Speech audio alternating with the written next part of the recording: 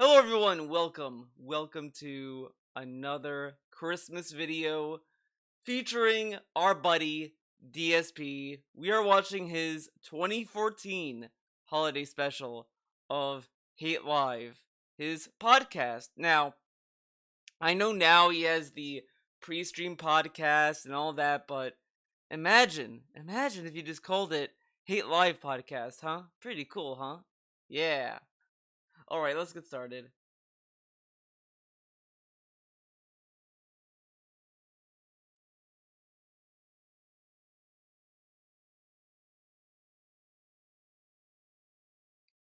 Oh, this coffee's bitter. Welcome to Hate Live. Welcome to. Sorry, I'm looking because I just got a pop-up message that we're dropping frames on the stream. I already talked to the stream about that. Welcome to the holiday 2014 edition of Hate Live. I'm Darkside Phil, and we've got a great episode lined up for you guys today. I want to thank you if you are here live on the stream. I do apologize if you are seeing frame drops. It looks like, unfortunately, my internet is acting pretty wonky tonight. The stream earlier today was fine. Now all of a sudden my internet wants to be wonky. I apologize. I wish I could fix it. It is what it is. Keep in mind that you can also be watching this on demand on YouTube on the King of Hate vlog. So if you're having any issues watching it live, you can always watch it on demand there later. Okay? So, thanks very much for being here. Great episode we've got lined up for you guys this week. I'm really excited that it is the week before Christmas. As you guys know, I love Christmas. I love the holiday season. I love everything about it. The decorations. I actually love... I love that we still have fucked up snow with this podcast. It's still snowing towards the camera, but not down. So again, as I said before, it's like we're looking up and the snow is falling on our heads and DSP is in the sky. That's kind of what this kind of looks like. The food, the celebrations, the traditional stuff that happens around this time of year when it comes to things like holiday specials on TV and movies and music. And I've been pretty much kind of in the feel of it, the flow of it for the past several weeks. In fact, we've been listening to Christmas music every night. It plays on our television and, you know, watching Christmas movies. We've only got like one or two Christmas specials left. We've pretty much almost watched all of them. Which I know, it's like, wow, what the hell? You know, yeah, we went through probably about over a dozen or more Christmas-related movies or specials that we've been watching here together. And when I say we, of course, I mean myself and Leanna. Leanna? Who's that? But I hope that you've been enjoying this time as well, the build-up to Christmas. Christmas is in 1 week, ladies and gentlemen. In fact, 1 week from today, it will be Christmas. So I hope that you're getting all your last-minute things together, your shopping, your plans with your families, meals. Everyone's getting travel plans and everything together. I hope that you guys are enjoying the season, okay? And again, I apologize. Wow, we are having big frame drops on the stream tonight. It looks like we're just going to have it, and that's it. You know, watch it. If it really bothers you, please watch the video on demand on YouTube later tonight, okay? So, let's talk. Let's stop being derailed by the fucking stream delay over here. And we've got so much to talk about this week. I mean, I honestly, originally last week when I said I wanted to do a holiday special, but I didn't, you know, I was thinking, gee, should I talk about holiday-related stuff? And I was like, well, wait a minute, I did that last year. If you guys didn't see it, a year ago on Hate Live, I literally did a holiday special where I talked all about my family's holiday traditions and stuff like that. And I was thinking, gee, what could I do? And then I said, well, you know what I could do? We could talk about worldwide holiday traditions, and we could talk about lesser-known Christmas traditions in the United States that a lot of people don't know about. And we could kind of compare and say, wow, this is some really interesting things worldwide. So we are going to have a whole segment tonight about the holidays, about holidays around the world, Christmas around the globe, and all the different things that different places do to celebrate. Some of which you're probably going to be like, what the hell? Because when I read it, I was like, what the flip? Like, seriously. What the flippity floppity flip, dude? We're going to have that. We're also, of course, as usual, we're going to talk about what I've been up to recently. We're going to talk about all the games that I've been playing. Finally, this week, some other stuff completed, which was good, and we were able to move on to some new content. We were able to start a new playthrough today, which we're going to talk about. It was really good, the turnout, people really enjoying it. We're going to talk about the schedule adjusting a little bit in the coming days, because there's a little bit of an adjustment based off of today and the feedback that I'm getting that I think I'm going to adjust my schedule coming up in the near future, okay? We're going to talk about game news. There's tons of stuff that happened in the gaming world this past week that a lot of people are buzz about that we should definitely discuss. We're going to talk about non-gaming news, so things that just happened in the world, worldwide events, and we've got hacking, we've got terrorism, we've got threats, we've got all kinds of stuff that's happened. And yeah, I know, it's the holiday special, it's the week before Christmas, but that doesn't mean that we just ignore all the negative and we only talk about positive, happy-go-lucky stuff. No, we gotta talk. We gotta talk about the negative. Go to DSP's streams now. Guys, I don't want to talk about the negative. I want to focus positively. This is a positive stream. I don't want to talk about real world politics. You know me, I'm just a gamer. Hate Live 2014. We gotta talk about the negative stuff, guys. Were you talking about the trolls? Talk about world news. That's really what Hate Live is about. When something big and major happens that I feel is something that's pertinent to talk about, that's what we do on Hate Live, and that's what we're going to be doing tonight, okay?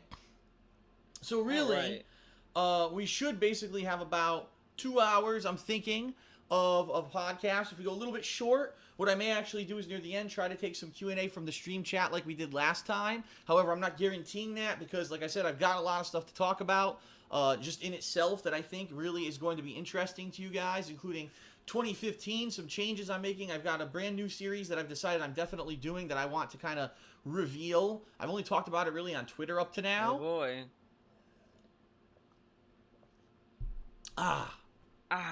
Okay. So, and yes, again, I see people complaining on the stream chat. I'm sorry, guys. It's my internet. I don't know what to tell you. My internet is not being very nice tonight. Okay. So let's talk. Let's actually talk about everything that's been going on. First and foremost, let's go ahead and let's talk about all the stuff that I've been up to this past week since last Hate Live. Okay, first of all, last Hate Live, for whatever reason, it was the first one in a month. I addressed a lot of stuff that had been kind of. I'm going to tell you guys something, a little secret here. I'm looking at a reference right now for this pic I'm drawing. It is so fast. The character designs of JoJo's Bizarre Adventure, it's always great. I love their designs. I'm looking at Jolene, and I am just confused as to, is her pants part of her boots or shoes, or is it like not? You know? It's so weird. I'm looking at it and it's like I don't know if it's part of the pants or not. There's no like laces or anything. I'm assuming it's part of the pants, which would be cool. I'd wear that kind of shit. That sounds like that's for me. There for the month when I was just busy playing games, and we had a great multiple segments about all kinds of fun and interesting stuff, and it ended up being the most viewed Hate Live in 1 week of the past year. That's right, in the entire past year that I've been doing the Hate Live podcast, and especially since I moved to the new place here in Washington, it was the most popular podcast I've done. Now, I don't know if that's because I specifically addressed certain topics. I don't know if it's just because I hadn't done a Hate Live in a month's time, and people were craving that rather than just gameplay. But for whatever reason, it ended up doing particularly well. And I want to say thank you to everyone who attended live, everyone who watched it on YouTube. Just thank you, because that means, awesome. It's an awesome thing. It means that you guys are liking this kind of content, all right? And there's an interesting statistic that I was actually trying to pay attention to. This past week, I was looking into some certain things regarding YouTube, and there's actually a certain person who's been in contact with me talking to me about YouTube statistics and stuff over the past several years and suggestions to improve my tags and things, and even offered if I hired this person that they would try. Now, I love that he's talking about this. To do something with the algorithms of my videos as they upload it, that they get more views and stuff. And if he hired him, he would do something with the algorithm. So I feel around this time, I think YouTube still had DMs or whatever. He must have gotten DM'd by a bot, because there used to be this huge thing with bots on YouTube where they would try to get you to like hire them and to get them to boost your video into the algorithm, all this stuff. And DSP, being DSP, probably thought that was a real person and not a scam.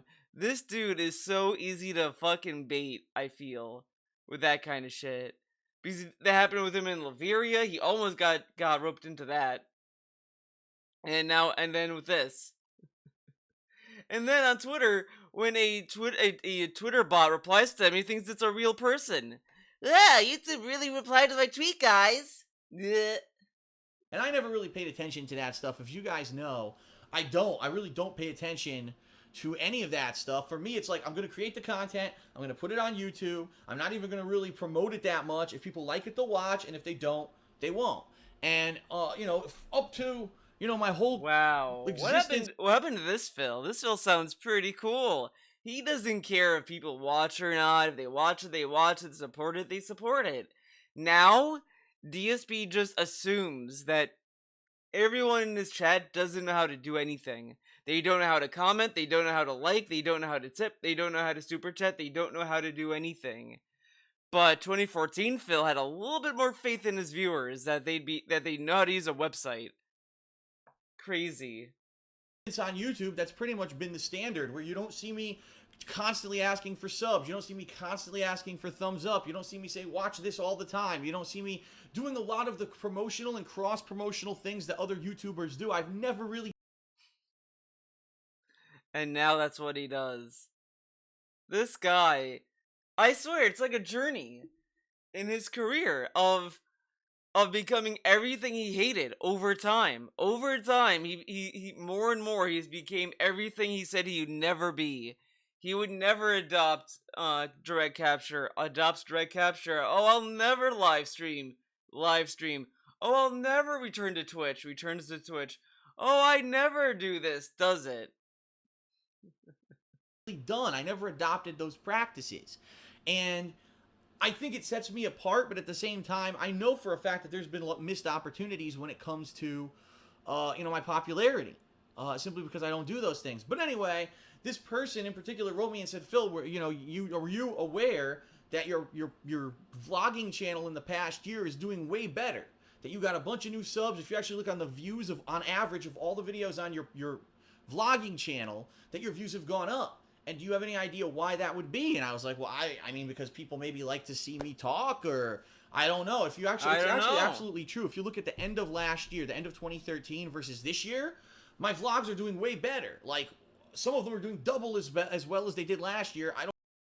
Now, I like how the vlogging made him a lot of money, and he didn't double down on the vlogging to have that be like his focus. Instead, he wants us to love his gameplay stuff more than the vlogging and all this stuff.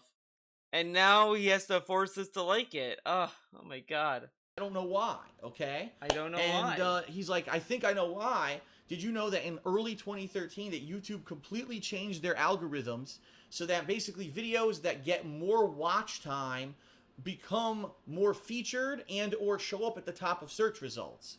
And at first I was like, I don't even know what that means. You know what I mean? What does that mean? More watch time overall. What is that? What could that possibly even mean? What does watch time mean? And so I'm thinking about it in my head, and I'm like, you know, what exactly does this entail? Watch time.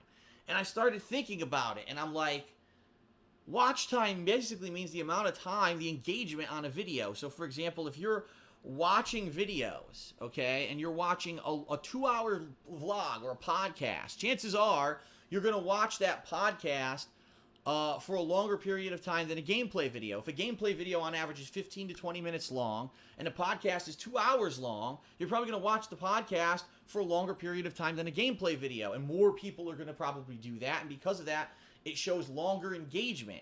Now, this makes no sense to me, and the reason that this makes no sense to me is, shouldn't YouTube base it off of overall? And what I mean by that is, so my podcast is 2 hours long, and it gets, I don't know, let's say it gets 8 to 10,000 views every week, right?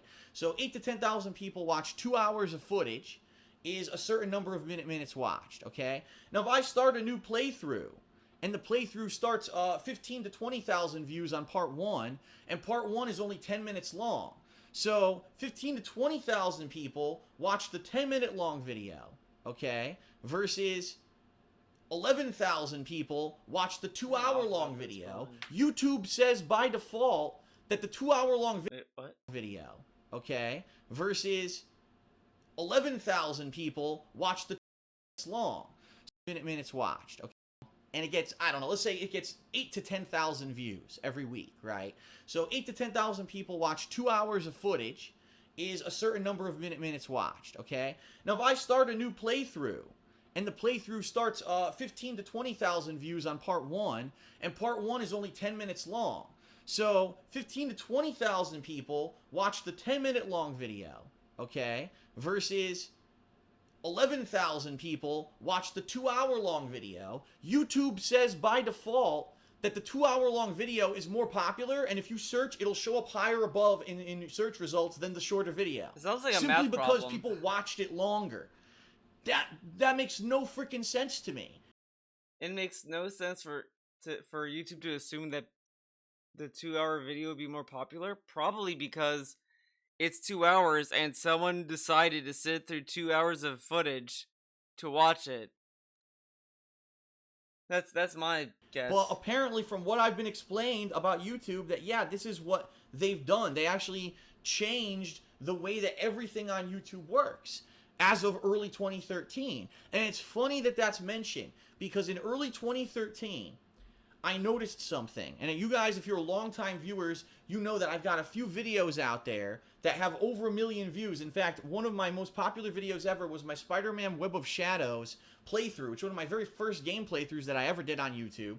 And the ending, the final couple parts, all have like millions and millions of views, all right? And it was because of the old YouTube system, the way that YouTube used to work. You type it in, oh, if it got views and it's the title and everything, it matched what you search, it pops up, right? Well, every month, if you actually looked historically at my results, you know, on YouTube, every month you would look at it, and you would say, oh, wow, every month, even though I'm not promoting these videos, even though I'm not talking about them, there were certain videos from DSP Gaming, which is my current gaming channel, and certain videos from Dark Side Phil, my old gaming channel, that would still get like 20, 30, 40,000 views a month, even though it was an ancient playthrough and I never mentioned it.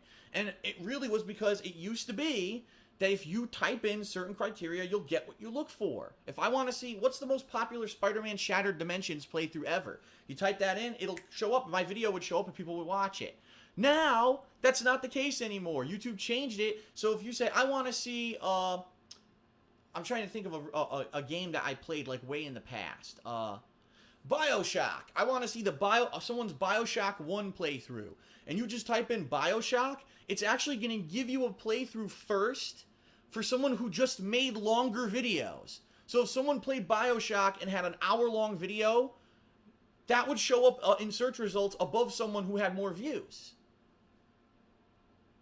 Really. And this, it all makes sense to me now. It really does. It all makes sense to me now. Because I was thinking back to those videos. I was like, damn, I had that Spider-Man Shattered Dimensions, Spider-Man Web of Shadows, Resident Evil. There were these videos that every month, no matter what, got views because of the way that YouTube search worked. You would get the most popular ones in the search. Not anymore. As of, April last year, they turned that off. And if I actually looked, I told you guys about a year ago about this, I looked and all of a sudden, those videos don't get views at all anymore. They don't show up in the search anymore. They're gone. It's like they're buried under a pile of YouTube stuff. So that's why I honestly... Now, I love that he at this time, he still did shorter videos, but he knew longer videos got more views or whatever. And then he decided to do longer videos in 2017, or 2018, excuse me. I think that this vlogging channel is doing better because the videos that I put on here traditionally when you're seeing the Week in Preview is a half an hour long. Hate Live, 2 hours long. Ask the King. Those videos are what, 30 minutes to an hour long each. So the longer the video, apparently the better the search results, and overall you get more popularity on YouTube now. And I started thinking about it and I was like, damn, maybe that's one of the reasons why people over the past couple of years have adopted longer gameplay videos. It could be, right? It absolutely could be the reason. They found out about this or they were looking for it. Maybe that's what happened. Wait a minute, someone says it says that I'm streaming on DSP Gaming, which I am not. Uh-oh. What? I am most certainly not streaming on DSP Gaming, guys, because my other streaming software is closed. So there's no chance whatsoever. Why does he have different streaming softwares? You just changed the stream key. This dude, man. He's so lazy. He's so lazy. He needed 2 streaming softwares to stream on 2 different channels instead of just copying and pasting different stream keys. Okay. However, that YouTube thinks that I am streaming on DSP Gaming, just so you guys know, because some people are trying to figure out why is there stream lag. Yeah, no. I'm looking right now. Nope. That's not what it is. So again, I apologize for frame drops if you're watching this on the stream, everybody. It's just going to be one of those nights, I guess, okay?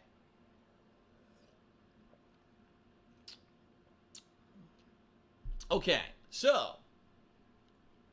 Whoa. I mean, and how does that even make sense when you really think about it? So the longer video gets more priority in a YouTube search and therefore will get more popularity and more views. Makes no sense. Who cares how long a video is? It should be about the content of the video, right? But then, to make matters even worse, right?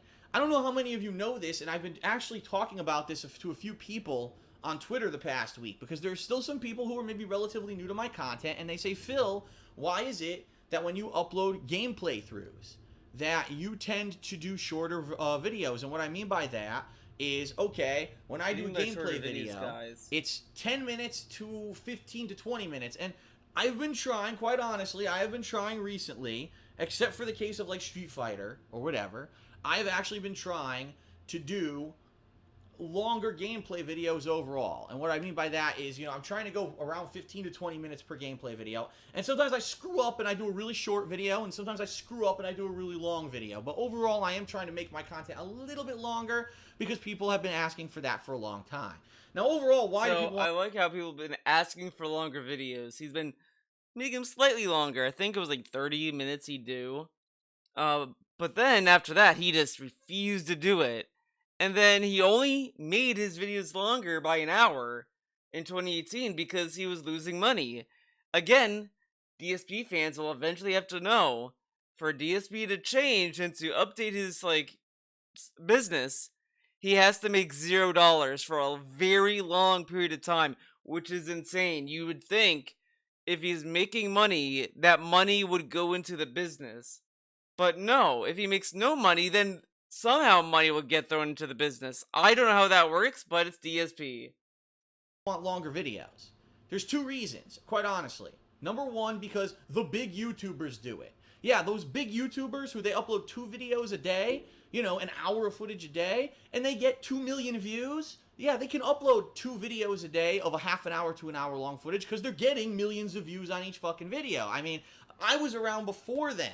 I was around before the biggest gaming YouTubers right now ever existed, and I was making gameplay throughs. I was doing short clips because guess what? Back then, you couldn't even do clips longer than 10 minutes on YouTube. You were limited to a 10-minute clip because YouTube was designed as a website to show short clips, which goes hand in hand with my second point, number 2. When you upload long videos to YouTube, they screw up all the time. Case in point, perfect case in point.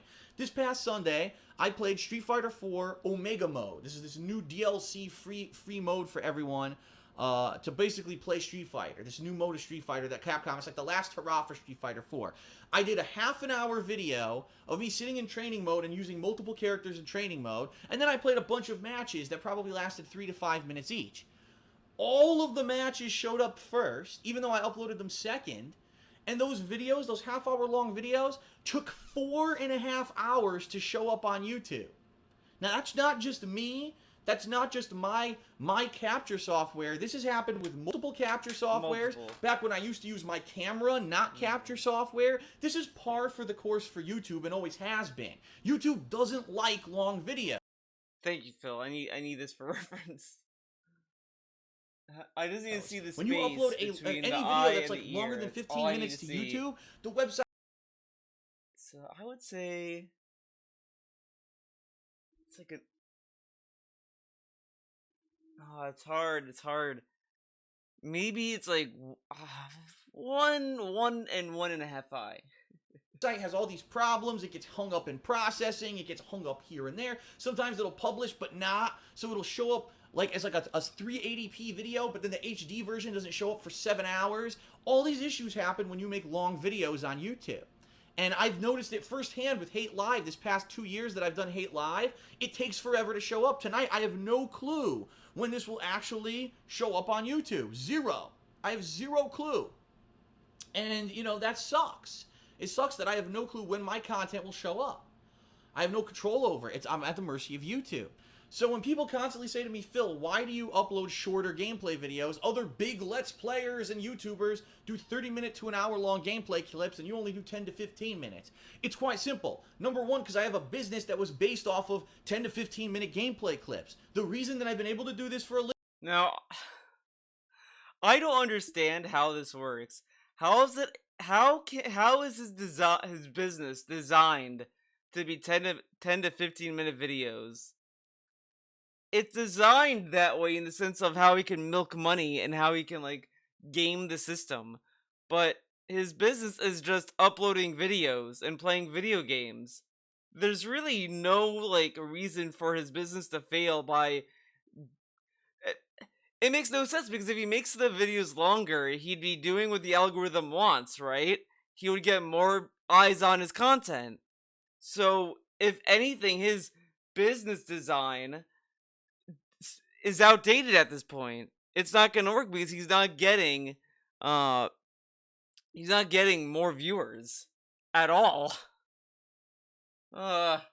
Living is because I upload 10 to 15 minute gameplay clips. I've done it since day one. I did it before the other YouTubers. So yeah, if I had gone viral, and if I had done all the extra promotion shit, and if I heavily edited my gameplay videos like these guys do, and if I screamed at a face cam to get cheap attention like all these YouTubers do that are popular, then if I had a huge viewer base, I could say, okay, let's do half an hour to hour long video.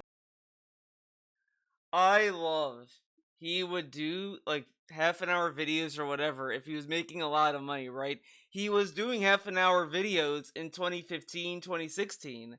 So did that mean that he was getting sponsored by big companies? The other thing is that I like that if he makes more money, he will then do what the algorithm wants in getting more viewers to his channel, which would mean he would get more money, even more money than what he's making. It makes no fucking sense. But I don't. You guys know my style. I've been the only person to really do the most raw gameplay style since 2008. I play games, I have fun with them, or I rage at them. It's raw, unedited footage. You choose whether or not you want to watch the whole playthrough or go to a part that you like. Since last year, I've instituted a change where I now literally specially tag and name every video. So if you read it and you say, it sounds like this is a boring side content for a game, I'll skip that video. But then you see a boss fight, and you go, I want to watch the boss fight, you can do that for yourself. Okay? Whoa. That's why I did that. But I can't overnight change my gameplay videos from 10 minutes to 40 minutes. That would mean 1/4 of the amount of videos, and guess what? That doesn't mean that all of a sudden my viewers are going to quadruple. Literally overnight, I would go out of business. Alright? So that's why. How would he go out of business, though? He has the same amount of views. Like, how would he just go out of business overnight? Okay. And that's the honest answer of why, I basically don't do that. All right? It's a really honest, genuine answer. That is the reason.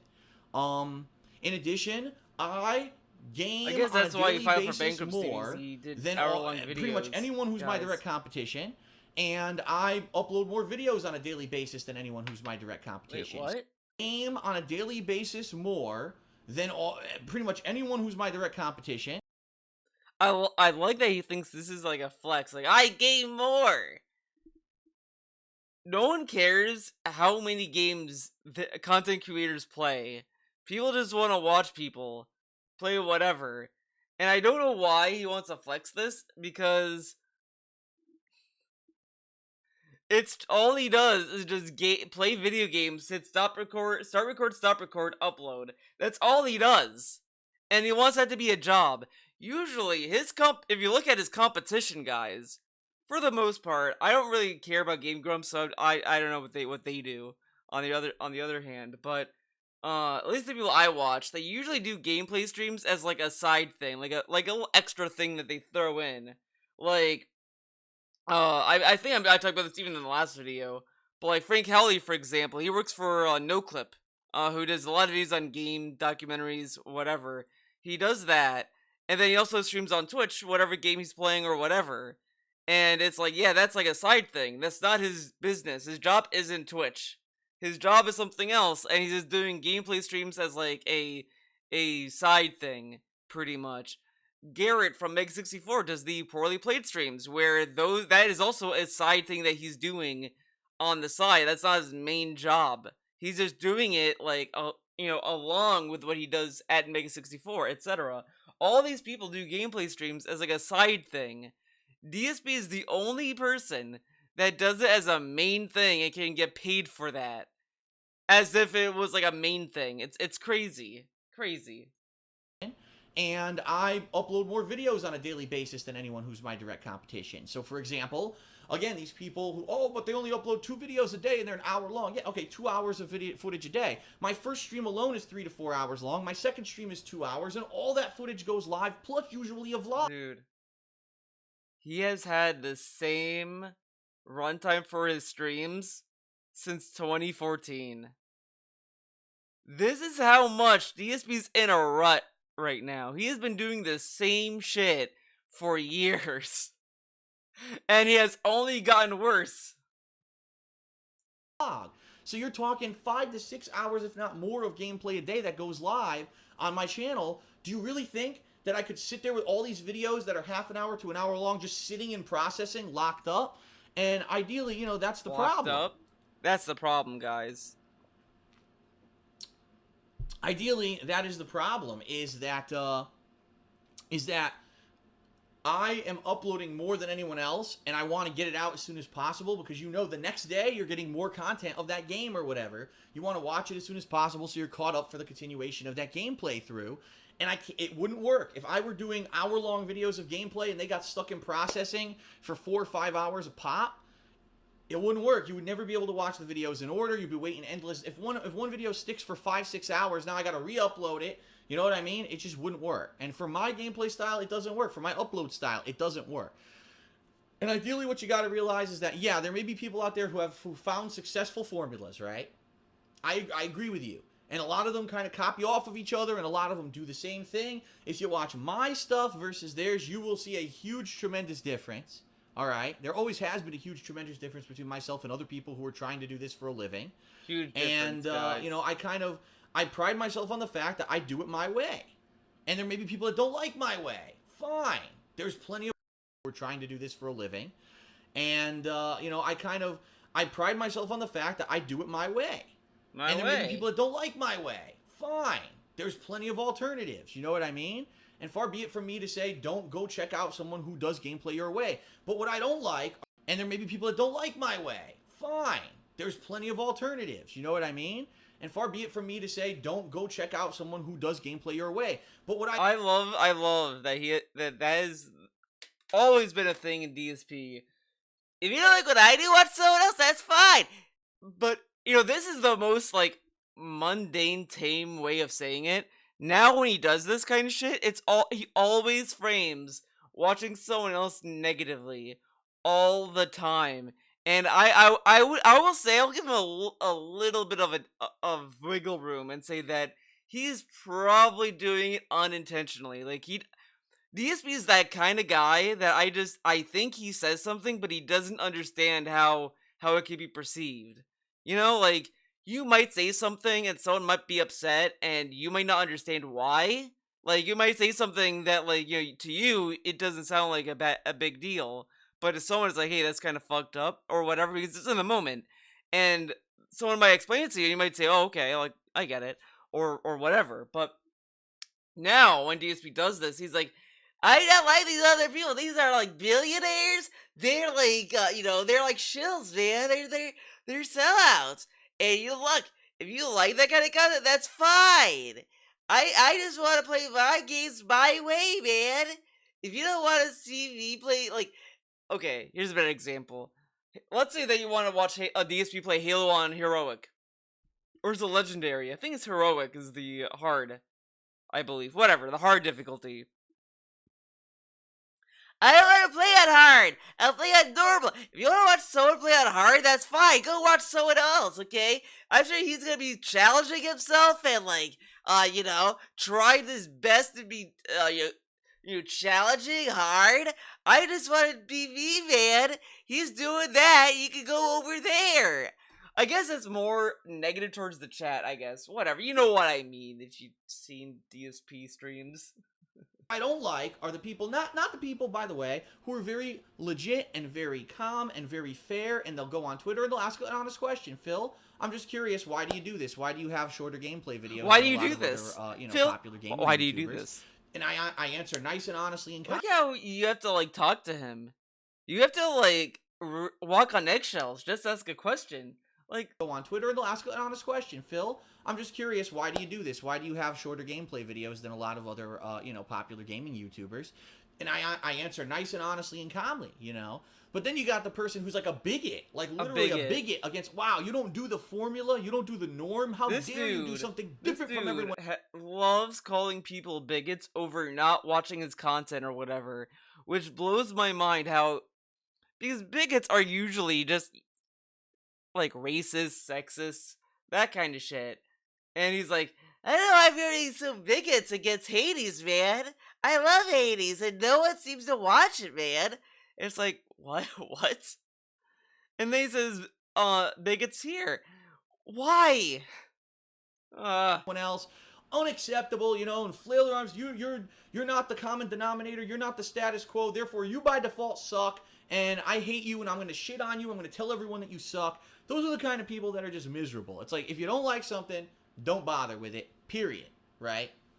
But anyway, I just thought I would share that with you, because that was something that came to light with me this week. And so, that's probably why my vlogging channel with longer videos has been doing better. I hear that. But anyway, I just thought I would share shit on you. I'm going to tell everyone that you else. Unacceptable, and flail their arms. You're not the common denominator. You're not the common denominator. I love that he frames that he is such a individualist, and he's so unique that if you don't like what he does, it's because he doesn't conform to society. But he plays such mainstream games. He talks as if he does nothing but play indie games. But he doesn't. He plays the most safest AAA garbage you could imagine, and he talks like this. This dude, man, it's as silly. It would be as silly as Disney coming out and saying, "Guys, why do you hate fucking Marvel movies? You guys just don't like Marvel movies because we don't conform to the common denominator. You just hate us because we're not that." And it's like, dude, you fucking serious? That's what this sounds like. You must have, like, what's his? Is it Bob Iger? Igor? Bob dude? Disney man. Just coming out. Guys, no one's going to see Marvel movies anymore. It's because the common audience doesn't like our movies because we do not please the common denominator. We are different. We are not the status quo. That's why people didn't like Star Wars, because it wasn't the common denominator. You're not the status quo, therefore you by default suck, and I hate you, and I'm going to shit on you, I'm going to tell everyone that you suck. Those are the kind of people that are just miserable. It's like, if you don't like something, don't bother with it, period, right? But anyway, I just thought I would share that with you, because that was something that came to light with me this week, and so that's probably why my vlogging channel with longer videos has been doing better and performing better this year. People can search for it, and the videos pop up more easily, and people are more interested in that, versus the gameplay is pretty much the same as it always has been, and that's starting to wane a little bit. And we'll talk about that a little bit later, because I do want to talk about changes coming in 2015, okay? But now that that's out of the way, now I can tell you everything that I've been working on this week, and I can tell you what's changed for this coming weekend, because the schedule has changed, and I think it's going to be very interesting, okay? So basically, this week has been interesting because I kind of split from what I was doing. For a while, I was just doing constant long playthroughs of these certain games, and they'd been going on for weeks and weeks and weeks, and I said, this week I want to mix it up a little bit and do stuff a little differently.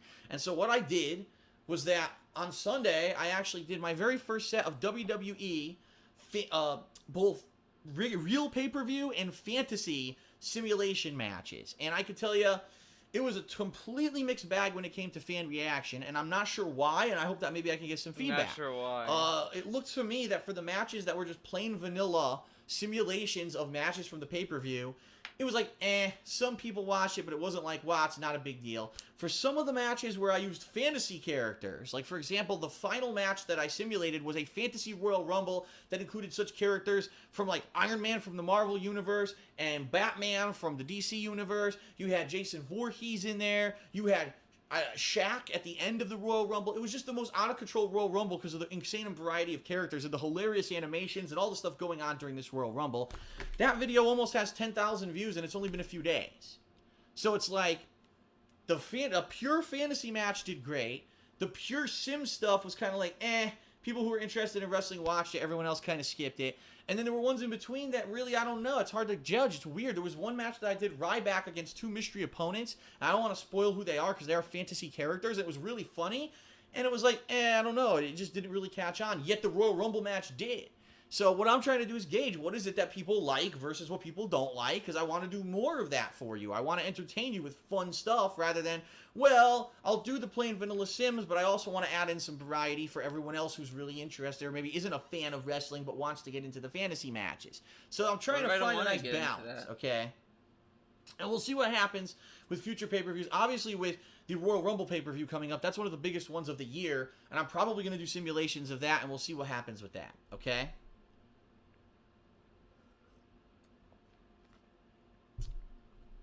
All right, so that being said, in addition to that, also this week, I took time out for 2 different gameplay streams to do Ultra Street Fighter 4's new Omega Mode DLC.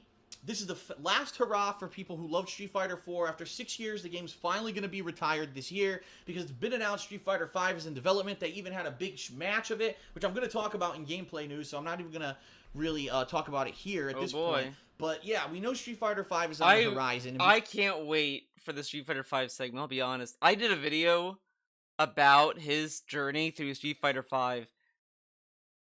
And you know why I'm hyped. You know why I'm hyped for it, because it is something. Because we know Street Fighter 5 is on the horizon.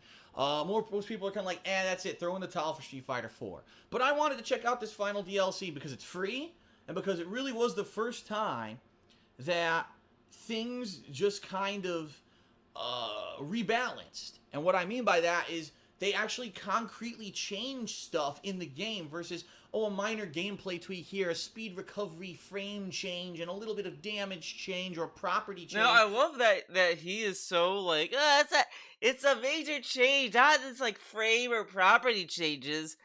But if you talk to anyone in the fighting game community, those kind of tweaks could make or break games for some of these people.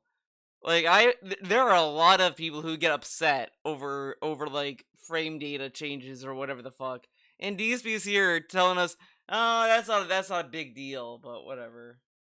No, there's legitimately brand new moves in the game. Things have been completely swapped around to be different. Certain characters who never had projectiles have projectiles now. People have all these crazy new moves that they never had, and it's kind of like a last chance, let's just go nuts with the game kind of a deal. Some characters, even that have always been charge characters, are now, motion characters, so they're easier to play with. It's pretty wild. It's pretty... Dude, now he's saying that it's interesting and wild that they made a charge character a motion character. DSP cried about in Street Fighter 5 they made Vega a motion character. He hated that. They made Vega a motion character because they don't know what the fuck they're doing. They're fucking idiots. Street Fighter 4? Wow, they changed a charge character to a motion character. Wow, that's so cool. But now they changed it in 5. That sucks. That's stupid. I mean, there was an article that did say that for Street Fighter 5 they wanted to make less charge characters because they thought that would be too technical for players, which it's like, what? Whatever. But that was the point. That's why they didn't have a lot of charge characters in 5, is because they wanted it to be more accessible. So sure, okay, DSP can complain about that, but he praised it in this. Pretty out there. And so I checked it out. And I'm going to be honest with everyone, I like it, but I don't think it's anything that needs any kind of really being significantly delved or driven into. And what I mean by that is I can feel it just playing the game, right? I can feel that this is it. This is the last hurrah for this game. This is kind of the death knell of the game. And the game, I'll be honest, it pretty much overstood its welcome, in my opinion. It really did overstay. The cycle, man. The cycle continues. Current Street Fighter game, it's going on way too long. It overstayed its welcome. Move on. Let's get to the next Street Fighter game. And lo and behold, it's happening with Street Fighter V. DSP is like incapable of understanding that a company would want to keep the current fighting game going for as long as they can. Like, it just blows my mind. He's like, he's complaining about Street Fighter 4 and 5 going on for way too long, but it's quiet when like Mortal Kombat goes on for too long or anything. But fighting games should always have a long lifespan before the next entry, because you know that's the main game that's gonna get tournament focus and all this. And he's like, Street Fighter 4 overstays its welcome, man. Let's get Street Fighter 5.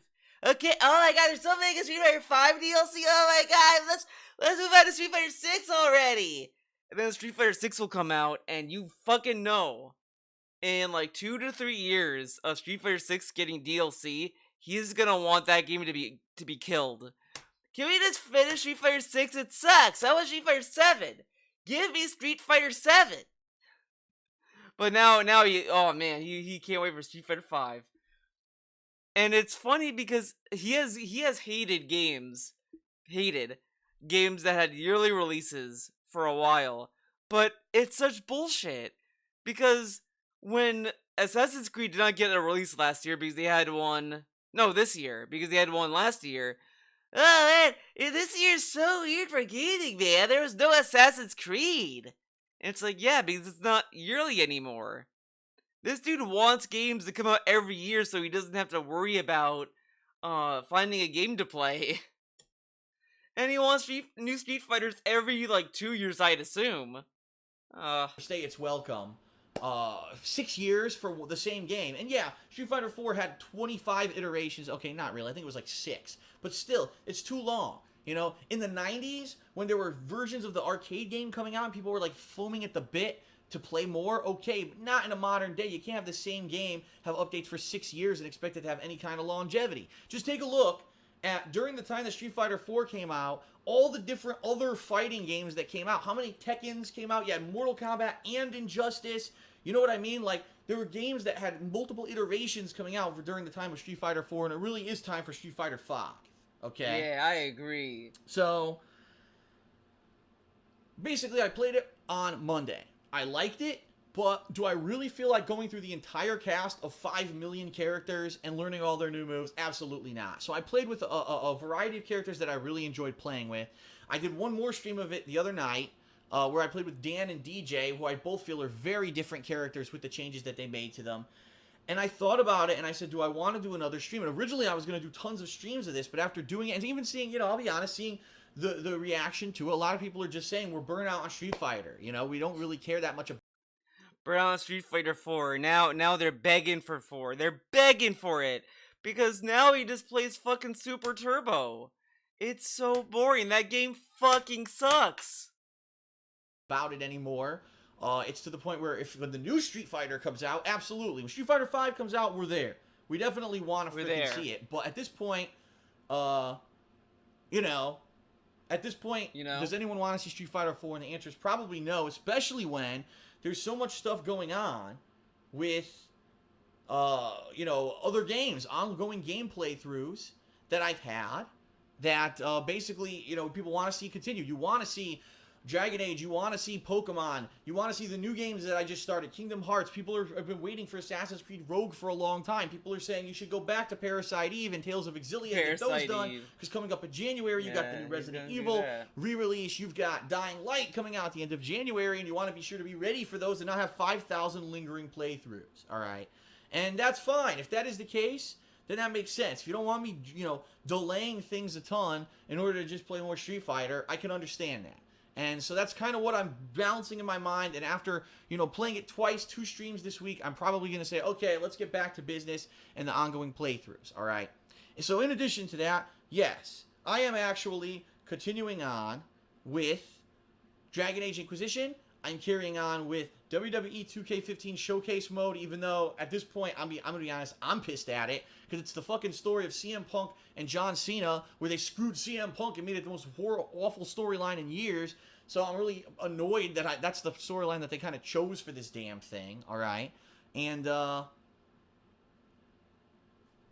you know, it is what it is. I'm going to continue on with the playthroughs. Pretty soon I'll be done with WWE. Probably another stream or 2 streams maximum. Dragon Age is going to be one of those ones that drags on a lot. Pokemon's almost done. Pokemon, I'm in the end game of Pokemon Omega Ruby. It looks like I just got to fight the Elite Four, and then there is a supposed optional new content Delta mode afterwards that I may or may not do when I come back from my Christmas break coming up this week, which we're going to talk about so you guys know exactly what to expect, okay?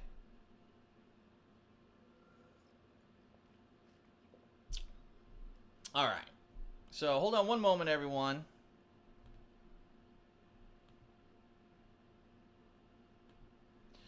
Because there's people, unfortunately, derailing the chat, and the mods aren't really paying attention to it, probably because the mods can't even pay attention to the stream, was derailing the stream is chat. so laggy.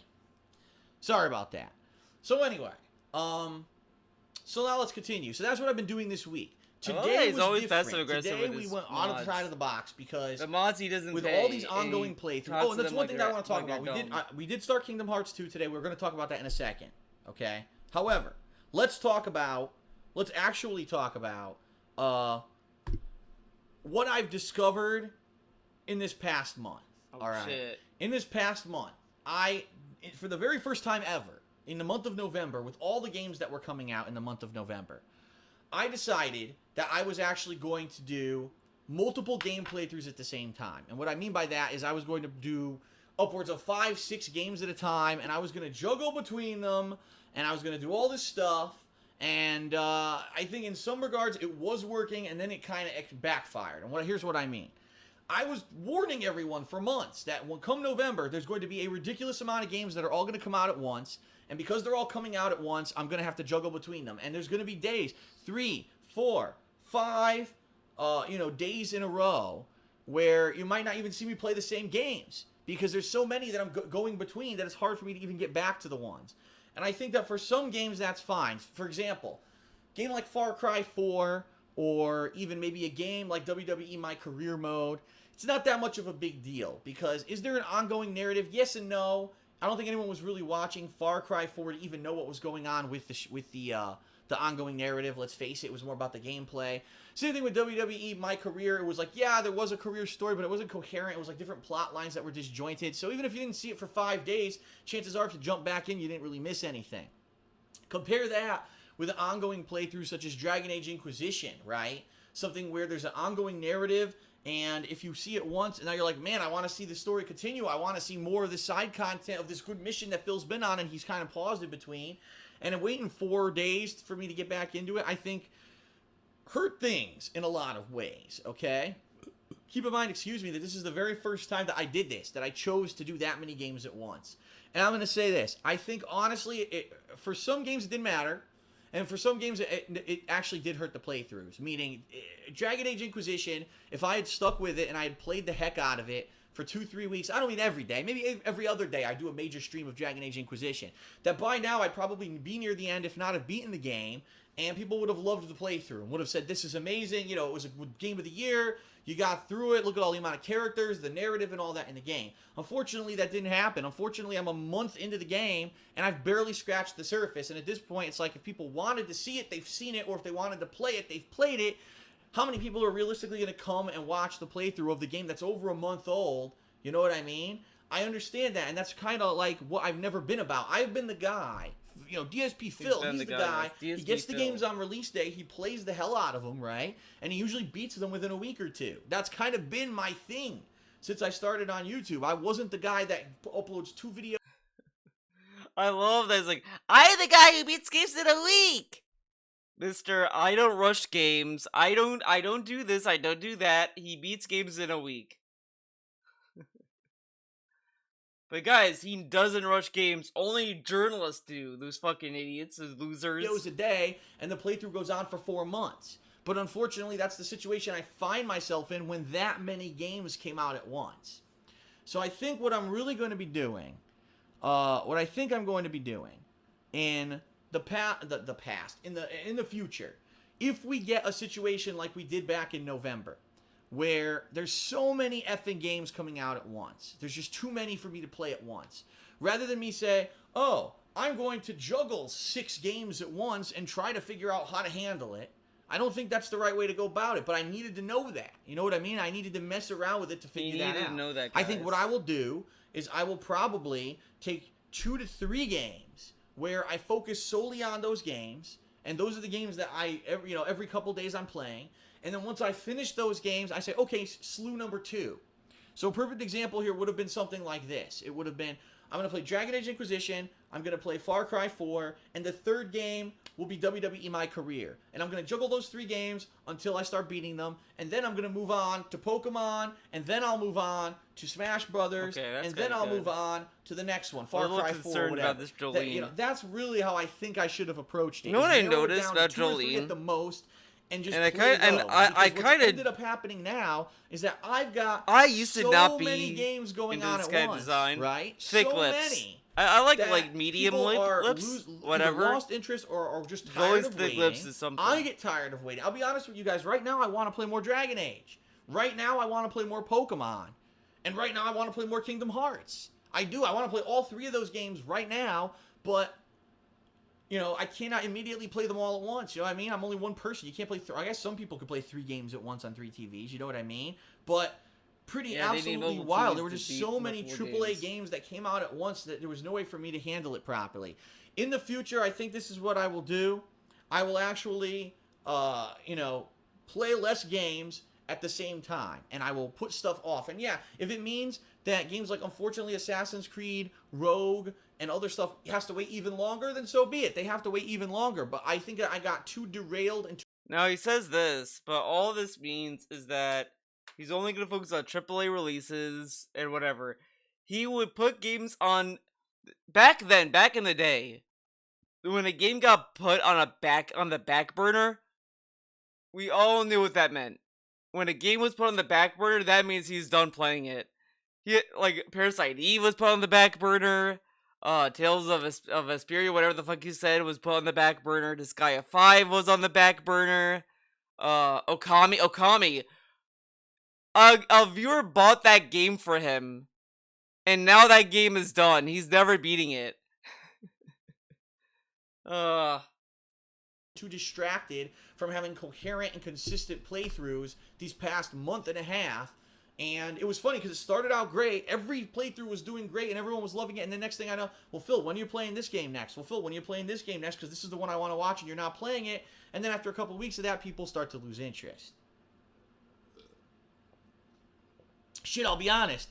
I would lose interest. I really would lose interest. So that's how I'm going to handle it in the future. Unfortunately now.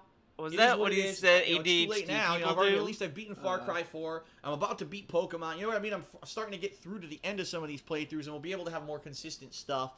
But I apologize to any of you who didn't like the way I handled it, and because of that, maybe lost interest in the ongoing playthroughs. I promise you that moving forward, I will try to do things a little bit more coherently and more orderly so that it's not 5 days before you see the game that you've been waiting for me to play again. Okay?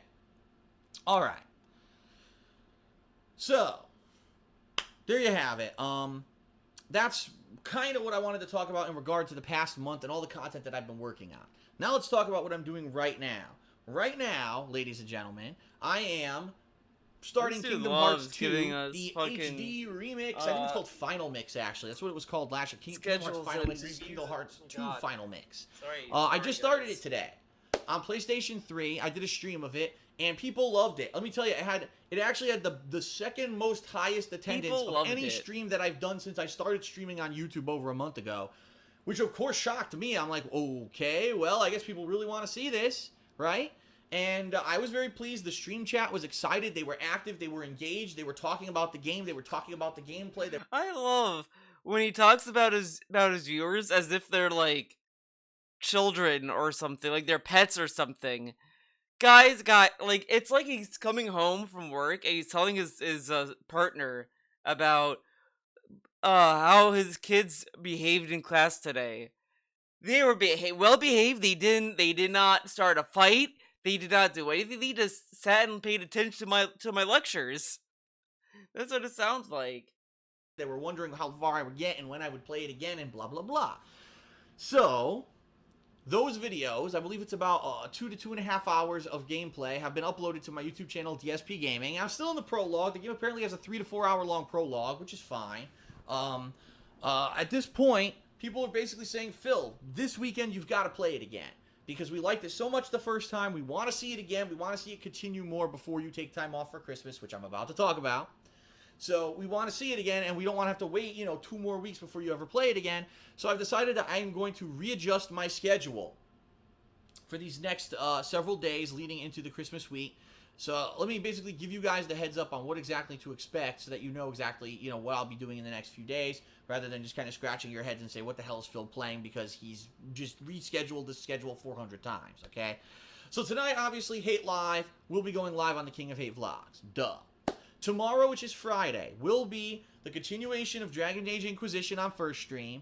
And yes, there will be more WWE 2K15 Showcase Mode, John Cena versus CM Punk, on the second stream. Now you may say, but wait a minute.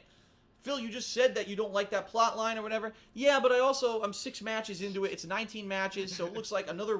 You said you hate it, Phil. Yeah, but I gotta beat it. I have to. 1 to 2 shorter streams. I'll have that done. And then we can give WWE a rest for a while, which I think is what a lot of people want. They're all WWE'd out after over 100-part My Career playthrough. Give it a rest and focus on the other stuff. Okay? By the way, it looks like the stream quality is improving now. It looks like the frame drops may be stopping. I should knock on wood, because I'm an idiot for saying that, but it looks like it may be getting slightly better at least. And now it looks like it's getting terrible again now that I said that. Oh, I'm an idiot. Okay, so tomorrow, Dragon Age Inquisition first stream. You knocked on wood. WWE 2K Showcase second stream. Saturday, I've already promised everyone I was going to do Pokemon, so I kind of don't want to disappoint people. But at the same time, I want to play Kingdom Hearts. So Saturday, what I'm really thinking I'm going to do is Saturday will probably be Kingdom Hearts 2 again. So Saturday's stream is going to be Kingdom Hearts 2 Final Mix. It's going to be the only gameplay stream of Saturday, because remember, on Saturdays, I do one gameplay stream, and then I head out and I do stuff with my girlfriend, because it's the only day of the week we really do anything together, right? So one gameplay stream on Saturday. It will be more Kingdom Hearts 2 Final Mix, and it should be a good one. People are liking it. They love the visual quality, by the way. This playthrough, because of my new equipment this year, looks significantly better than the Kingdom Hearts Final Mix playthrough from last year. Let's put it that way. And you guys should definitely check it out, all right? So that's going to be Saturday. And then Sunday will be the Pokemon Omega Ruby stream, which will probably be the endgame stream. And what I mean by that is it's going to basically be me taking on the final legendaries that I haven't really gotten yet, probably the Elite Four, and finishing off the mainstream story of the game. At this point, I don't want to start with the Delta mission, extra 3 hours of content, because there's no time to do it. I know I won't be able to finish it before the Christmas week. I really can't wait for the next part of Stone Ocean TV. Okay.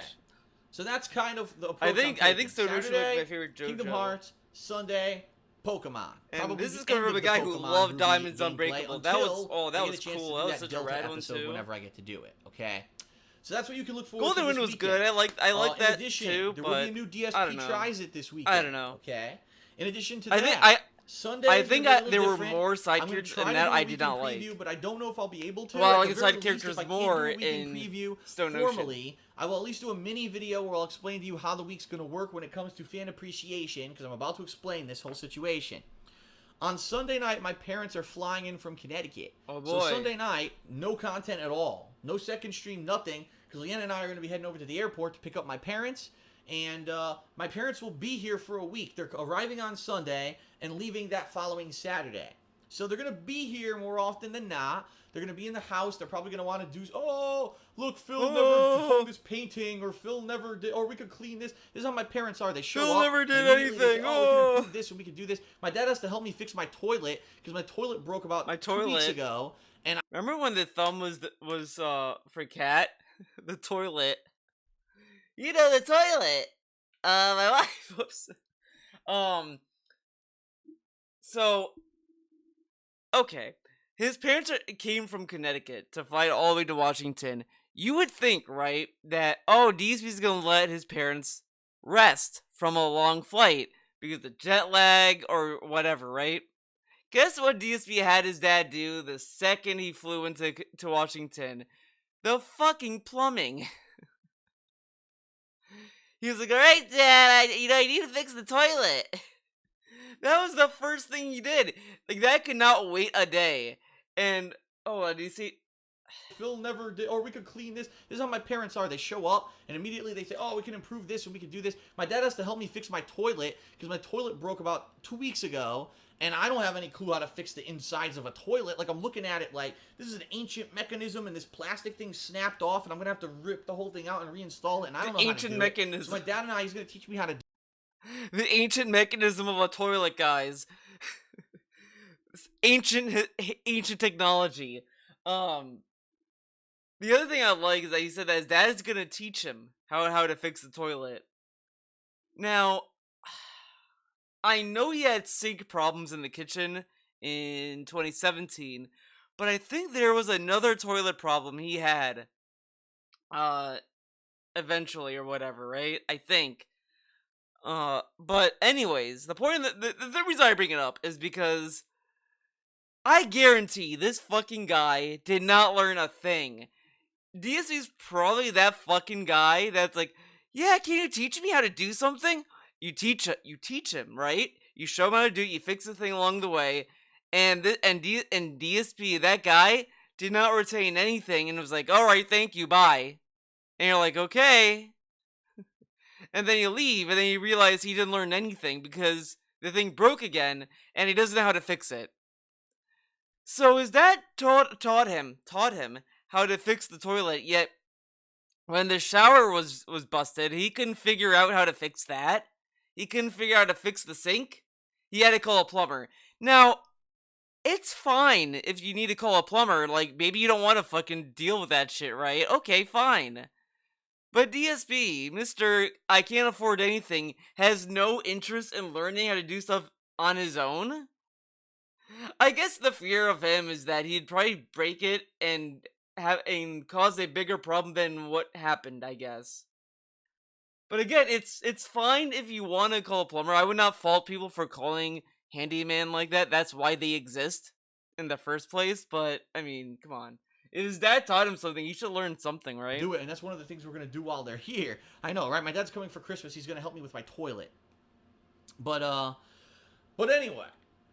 That's kind of going to be the gist of the week. We're going to be doing family stuff. We're going to be having dinner every day together. We're going to be celebrating the holidays. We're going to be going shopping together. We're going to be doing all kinds of that kind of stuff. And therefore, I'm not going to have time to be doing constant gameplay. And therefore, starting Monday, there will be nothing. Monday is going to be a day of rest for me. Not really. And what I mean by that is there will not be any gameplay on Monday. However, there will be me doing tons of stuff with my family. All right, myself, Leanna, and my parents are going to be very busy that Monday, probably going around shopping and grocery shopping and showing my parents around and showing them the house and, oh, let's do this and let's do that. And Monday is going to basically be a day I'm completely off. Nothing going on Monday, all right?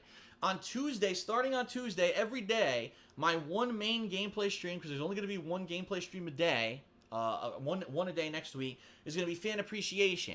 And what I'm planning on doing is Call of Duty Advanced Warfare on the PlayStation 4, Master Chief Collection on the Xbox One, although I'm not sure what the gameplay mode is that everyone's playing on their multiplayer. I hope that people will give me feedback and let me know. Smash Brothers, whether on the Wii U, the 3DS, or both. And the possibility, I'd say, of Street Fighter 4, and also the possibility of WWE 2K15, although I love that fan appreciation. Now... is just another carrot on a string. Guys, we might do a members stream of me playing Halo, guys. Maybe. I love that it's a maybe for members, but on Twitch, he could not do that at all with his Twitch subs. But now he can do it with his members. Now, I have a Theo theory, right? A Theo theory. DSP probably started to tease that idea of doing members multiplayer because one of his mods or viewers, whatever, probably watched his LSP streams and saw that he did that a few times and was like, Phil, you should do that. He does it. And also, DSP has not a lot of members, and he probably wants to trick YouTubers into thinking he'll care, because I have a feeling, let's say he does members multiplayer right now, right? Let's say he does that. Once gifted members become a thing, he is not doing that anymore. I guarantee it. I actually heard that WWE 2K15 is terrible online. It's like incredibly laggy, just as bad if not worse, right? All right. So, that being said, I don't want to promise you guys anything, because who knows what happens when my parents show up. And the next thing you know, well, now Monday is different, but Tuesday now we're going to be busy instead. So I want to play it by ear, but at least I'm going to give you guys a rough schedule of when and what to expect come this Sunday, all right? I'm going to try to do a video for you to explain what's coming up this Christmas week. There may even be a special Christmas content vlogging and stuff where I vlog my mom making her homemade lasagna, which is a family recipe that she does that's really amazing, and stuff like that. But for the most part, don't expect tons and tons of gameplay this week. Mostly it's going to be fan appreciation stuff. And then at the end of the week, I think the best week I was like leave on Saturday, starting that Sunday, we're going to jump back into the thick of things. Daily, I'm going to be doing gameplay streams of the continuation of Dragon Age Inquisition, Kingdom Hearts 2, possibly Pokemon's Delta mode. We're going to try to finish off stuff that I didn't finish off, such as Parasite Eve, the playthrough that's been going on for a million years and never finished. Tales of Exilia 2, the playthrough that's been going on for a million years that I never finished. But at the same time, I'm going to balance the gameplay with my year-end series. So, perfect example here is, I haven't even started with things like worst gaming trends of the year, best DLCs of the year, funniest moments montage of the year, those kind of things, and of course my Game of the Year awards. These are the things that traditionally I love to do. I haven't had a chance whatsoever to even touch them because I'm so busy with games.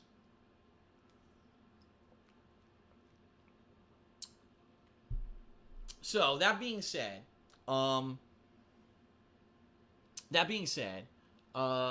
it's going to be a different kind of couple weeks coming up. Come 2015, some things are going to change. First of all, we are actively working on the website, and the website, thekingofhate.com, may be up sooner rather than later. And what I mean by that is it may actually be up by next week. I may actually have it up and live and ready to go for you guys to post up and do year-end kind of stuff by next week. What I need to do is sit down with Onyx, who has been the web designer for this whole website, and figure out how to get he has everything in place. Like, he has a whole dashboard that I can put information into. It'll update the schedule on a daily basis, and the forums are almost in place. They're not ready yet. The forums are almost in place and ready to be edited, okay? However, they're not done yet. They're not 100%. I'm hoping that by early next week we can get those up and you guys can jump on the forums and have fun with them, all right? Ideally, I'm paying for the forums, and for over a month they've already been down, so that's money out of my pocket that you guys should be enjoying, and you're not enjoying it, and that's ridiculous. I love that he says that when now he has been trying to push his community page on YouTube. Why pay for forums then? At this point, the forums are for KG. That's why he's paying for it. It's for KG. In 2015, there's a few new things coming that I want to talk about. First of all, I've already talked about this new vlog series. I'm definitely going to revive Project 7. Project 7 is going to be exactly what it was supposed to be when I originally envisioned it. Now I finally have the means, the resources, the time to do the kind of series that I wanted to do. Project 7 is going to be exactly what it was supposed to be when I originally envisioned it. Now I finally have the means, the resources. He has the means and the resources. Now, okay, this is 2014. Mind you, this is before Patreon and before all of that. He did Patreon in 2015. And he's telling us in 2014, he has the means to do Project 7 the way he envisioned it, right? So how is it that he needed it to be a Patreon goal then? And when he hit the goal, there were podcasts where he just sat there and was like, I don't know what to do, man. I gotta work on Project 7. I don't know what's it gonna be. I don't know the story. I don't know what's gonna happen. But here he's telling us that he has the means and all this stuff to do it. Then later on, fast forward, well, I don't have any editing skills. I can't do anything.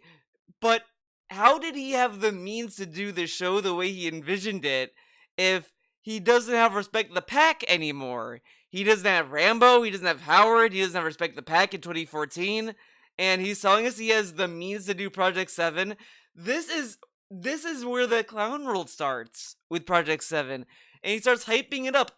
You know what? I would be curious to see the pre-streams of him shilling Project 7. You know, I might do that at some point, because that'd be a very interesting video to put together, because I guarantee you this dude was blowing smoke up their ass about fucking Project 7, and then he got the money and he was like, oh shit. I don't know what to do. Resources, the time to do the kind of series that I wanted to do originally that I never got to do because I didn't have that. I didn't have the resources and the time and everything to work on it the way that I wanted to, okay? But you had editor. So Project 7 will be He had people doing like fucking special effects for him. What is he talking about? Parody series. I already talked about this, where YouTube makes changes and there's issues with things on YouTube and things that they do. It'll be a YouTube parody comedy series. I want to get too much into that until I have more of a formulated idea of what it is. But one series that I'm 100% doing starting in 2015. No exceptions. I have to do it because it sounds great to me. And it's something that I love just as much as video games and movies. I am a movie buff. I've watched thousands of movies in my lifetime. I have a large movie collection. DSP is a movie buff. I would love to watch that video series, which never happened, unfortunately. Because imagine this guy, right? Talking about like movies like A Clockwork Orange, The Godfather. Actually, no, I shouldn't say that because I didn't see The Godfather. Whoops. Any Kubrick film, for that matter, or any other film. This dude ain't a movie buff. He fucking watches garbage. No, but I would love to see it. I would love it, but he didn't. He never did it. A big breadth of knowledge and wealth of knowledge when it comes to movies. And what I would like to do is start maybe once a week. It'll be a new DSP at the movies or at the movies. DSP at the movies. I don't know. And once a week, I'll grab one of my movies and or television series or something from my DVD collection, and I'll review it for you and say, here's what I think about this movie, here's my thoughts, my insight on this movie and what it's about, here's what I think about this DVD release, and should you check it out, yada, yada, yada. I have so many down there that I could probably do that for about 4 years without ever running out of content. I'm not even kidding you. I have that much, right? I have that much.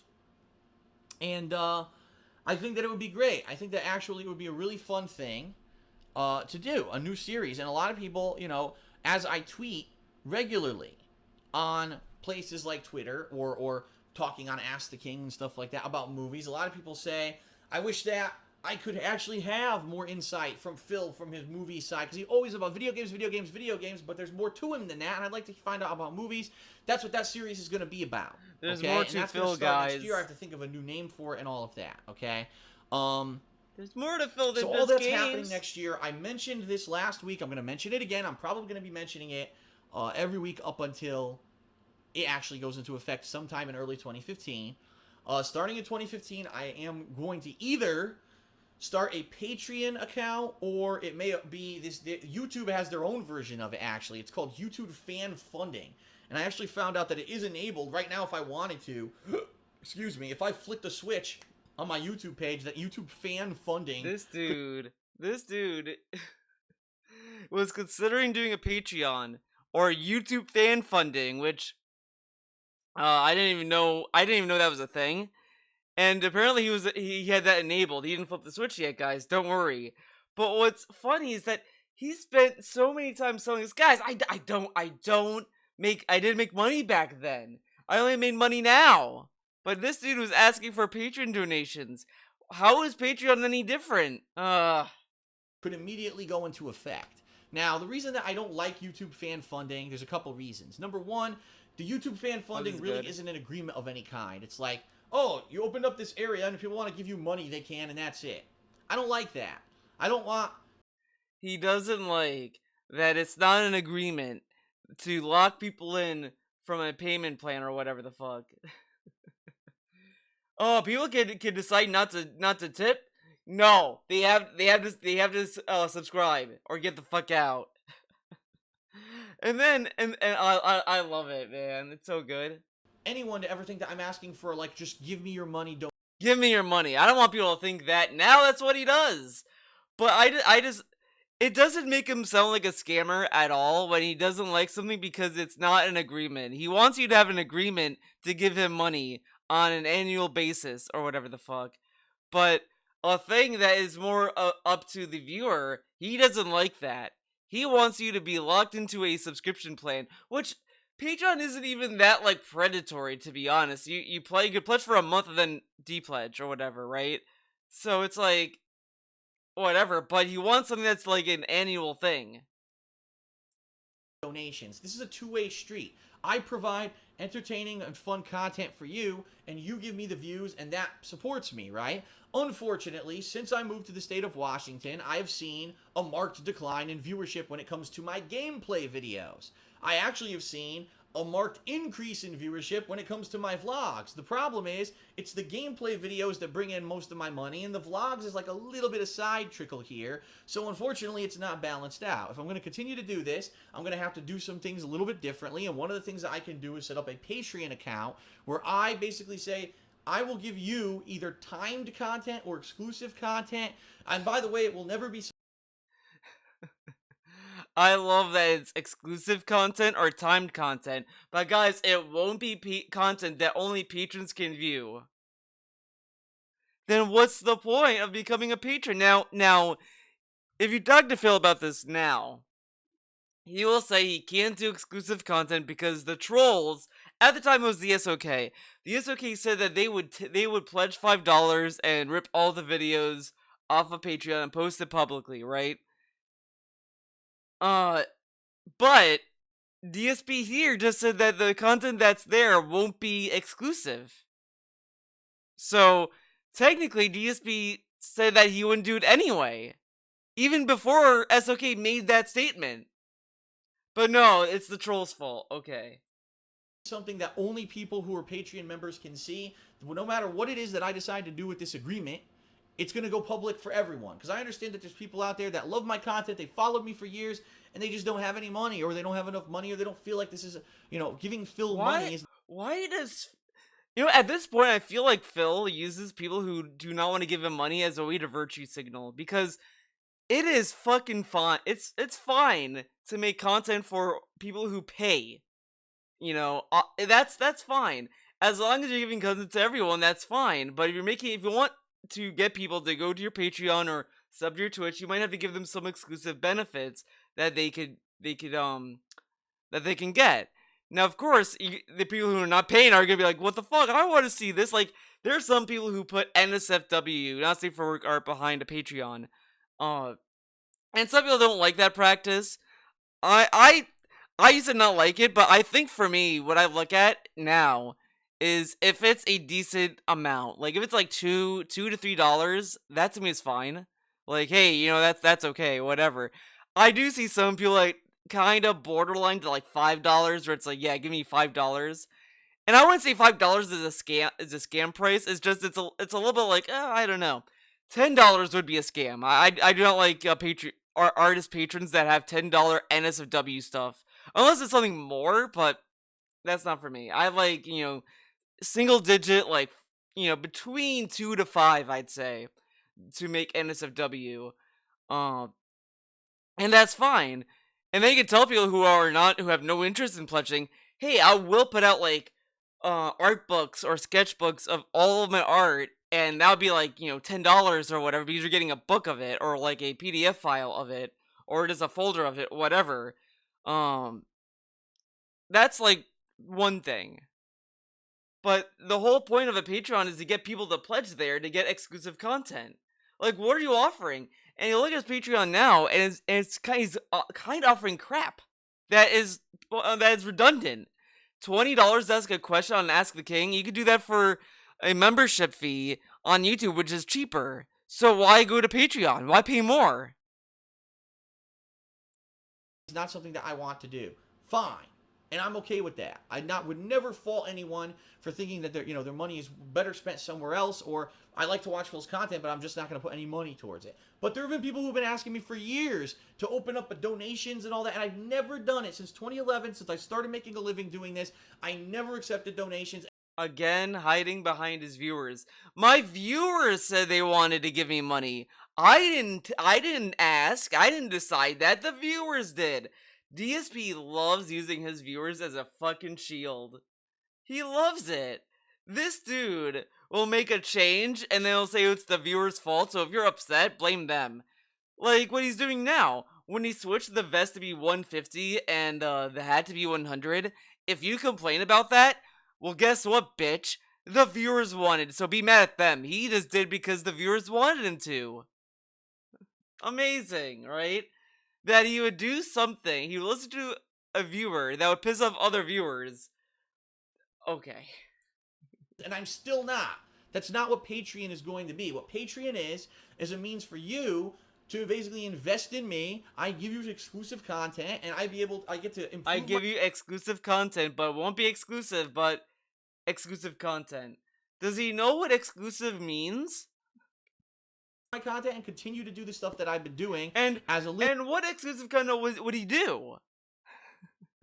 Like, for me, I have been working on this webcomic for forever. I posted some images of it. I would make issue 0 free for everyone. Like, everyone could read issue 0 whenever I finish that. But when I start issue 1, that will be a patron-only thing. And you could buy issue 1 eventually. Like, I'd put that up on my Gumroad store eventually. But patrons will get the, all the issues once, that all that stuff is set up. But that's like the exclusive content I give patrons. I also give them like maybe some concept drawings, whatever. But what is he gonna offer? Behind the scenes of how he sets up a stream? Living versus only being at the mercy of YouTube views and ad revenue. I'll now have a new means and not have to worry. I won't have as many pressures on my back about, man, I've got to do this certain playthrough of a certain game and it's got to get a certain amount of views, because if it doesn't, my business doesn't succeed. That's not what it'll be about anymore. It'll be more about, wow, I've got these awesome supporters who want to see me. This never happened. No matter what, even the games that were paid by patron money was not immune to, guys, no one's watching this playthrough. Oh my god, the views. He has complained about views about patron and membership goal games all the time. Divinity 2 is a very recent example of this. And same with Danganronpa. Continue to do the kind of projects that I want to do, regardless of if they're super popular or not. That's what Patreon is all about. Patreon of the arts, right? It's supposed to be patron of the arts. Excuse me, I said that wrong. But that's why it sounds like Patreon. They just mixed it around a little bit.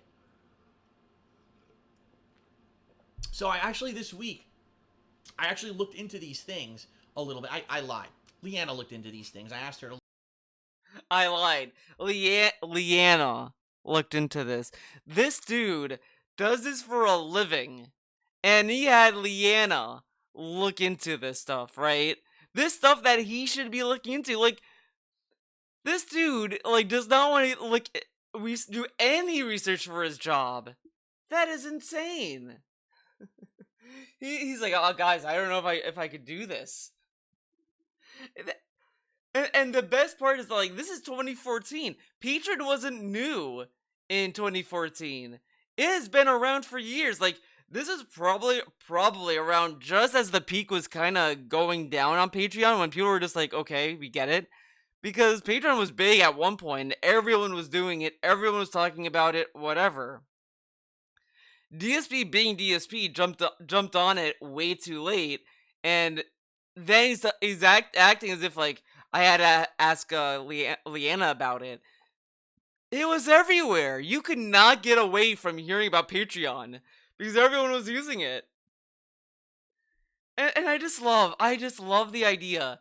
He's done streaming, and this is before Leanna had a job, by the way. This is when she was doing her own thing on YouTube. Hi, Leanna, can you look into this thing called, Patreon? I don't know what it is, okay? I'm really busy with, uploading videos. Can you, look into what a Patreon is? I don't know what it is, Patreon.com or something? And then there's this thing called YouTube fan funding? Do you think this guy does that to Cat? Cat, can you tell me about this website? It's called, my viewers will tell you about this website called OnlyFans. I don't know what that is. Can you tell me what OnlyFans is? This dude, this is his job. And he didn't want to do any research on what Patreon is. He had to ask Leanna to do it. Oh my god. This guy, man. Look it up for me. And basically, the YouTube fan funding. This guy is supposed to be an adult, right? And he's asking Leanna to figure out what fucking Patreon is. Oh, what? That was the wrong button. You gotta ask Leanna what the fuck Patreon is. What is Patreon? Option that's on YouTube works identically to Patreon. And what I mean by that is it's a 5% cut by these companies. So for example, how does it work like Patreon if it's not like a membership thing like Patreon? Oh, because of the percentage. Decide that for $5 a month, you get exclusive content from me and you become a Patreon member. I'll get 95% of that $5. By the way, holy shit, what a difference between the 50% cut that Twitch TV took on their subscription program. Do you remember? Twitch TV took 50%. Shocker. The thing I love that he's like, oh, this is way better than Twitch. They took 50%. And then he went back to Twitch. Yeah, you know, Twitch does take a cut, but you know, Twitch deserves it because, like, they run the website, man. It's all good. It's fine, man. They can take the percentage. It's fair. I think it's fair. He went from that to say it's fair. He leaves Twitch again. They go to YouTube, and then again he says, they took a bigger cut. Fuck you. Fuck Twitch. If Twitch ever took him back, he would go again saying how Twitch is fair. Ridiculous amount of money. Okay? Here, it's 5%. That's way more reasonable in my opinion. You know what I mean? Yeah, Phil, I agree. It makes way more sense. But yeah, but both businesses take 5%. But I think looking at the two businesses, it makes more sense to go with Patreon for a few reasons. Number one, because right now my YouTube channels are not registered to make money in my name. They're actually registered, they're partnered with Machinima. So for example, if I were to say, oh, let's do YouTube fan funding, and someone sent me 20 bucks, that money doesn't go to me. That money goes to Machinima. And then Machinima would have to sit there with a basket and collect everyone's money and then pass it to me eventually. I don't want to have a middleman there. Why does Machinima have to do the busy work of handling the money and handing it to me? It doesn't even make sense. Why give them extra work? If I open up my own Patreon account, then it'll go straight to me, no middleman. You know what I mean? So that makes more sense. And since they're the same percentage of 5%, which is a measly little meager amount that these places take, I think it would make more sense to go with a Patreon account. And by the way, there's tons of people who've been doing Patreon. I just never have even considered it until I... How do you know there's tons of people doing Patreon if you had Leanna look into it? What? I love, he just heard about this website and automatically knows tons of people use it. Okay. I moved. I'll be honest. Until I moved this year, I don't know what it was, whether it was that people didn't want to wait 2 to 3 weeks for me to come back and do my gameplay again, whether people didn't like the fact that I moved to a bigger and better house and people got pissed off, people just don't like me anymore because of one particular thing that I said, or maybe it's the, hater bullshit. I don't even know and I don't care. The bottom line is, I'm here to make gameplay videos and entertain you guys. I love how paranoid he is about people not liking his content anymore. It's the hater bullshit. It's the hater bullshit. I don't know what it is. Do you hate me? I don't know why, man. So paranoid about nothing. On a daily basis telling me to keep doing what you're doing no matter what. We support you. If you ever had donations, we would do it. If you do a Patreon, we're going to do it because we want to see you be able to have fun with games and continue on doing what you're doing and not become like those other people. And what I mean by that is they're the big YouTubers who, please like my video, please subscribe. By the way, here's my t-shirt. I don't want to be like these other big guys, but big guys are also doing Patreon. But he doesn't want to be like them, though. And man, this is another statement that aged like milk. Milk on a sunny, hot day on the fucking sidewalk.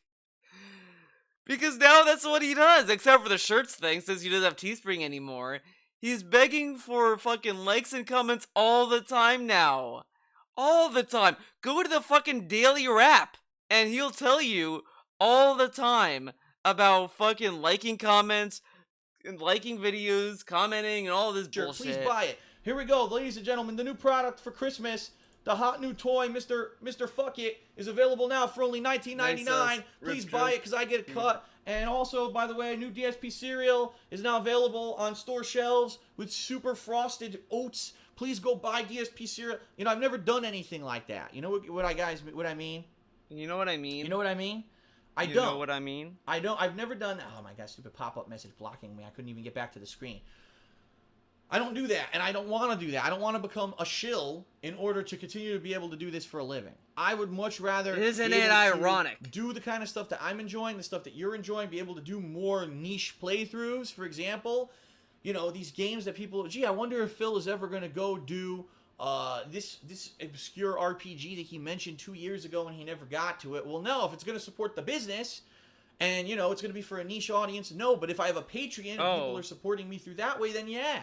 Then I don't care about what the views are on YouTube because I'm being supported anyway. You know what I mean? So it's kind of a hand-in-hand Which never happened. That never happened. In the long term, it could give me more creative freedom to do the kind of stuff that you guys want to see versus... I love that he says that he wants Patreon to do niche things, and all this stuff, right? The first goal he did on Patreon was for Minecraft. Minecraft, yes, that niche game, Minecraft. You guys ever heard of it? You heard of Minecraft? It's very niche. In 2014. What's mainstream popular? You know what I mean? And unfortunately, that's kind of what it ends up being is you got to do what's mainstream popular to make it on YouTube now because if you don't, people don't watch and there's no way to make a living doing it. And I don't like that. So... here we go, everybody. That's kind of the deal. And I just want to prepare everyone that come early 2015, yes, I'll be explaining to you how it's going to happen. I'll be explaining to you what the means are and all that. I do not have a Patreon account yet. I am not accepting donations. I am not taking anything from YouTube. I want to make that clear. There are people out there impersonating me on these websites trying to be malicious and trying to fool people and just basically trying to be dicks in a lot of cases. Those aren't me. There's no Patreon account in my name right now, so if you see stuff like that, ignore it. It's not really me, and you can just go ahead and ignore it. I will let you know when that stuff is in place, okay? Okay, all right. Okay, I'm gonna say something about fucking JoJo's art staff. Whoever designed the outfit for Jolene, how the fuck did they do it? It's so like the pattern is insane. It's just bricks, but it's like. It's so much. I already hate it because I think I fucked up the pants. The shirt, I feel like I kind of get away with it, but the pants, I think mostly in the groin, it's bad, pretty bad. I'll have to fix it later.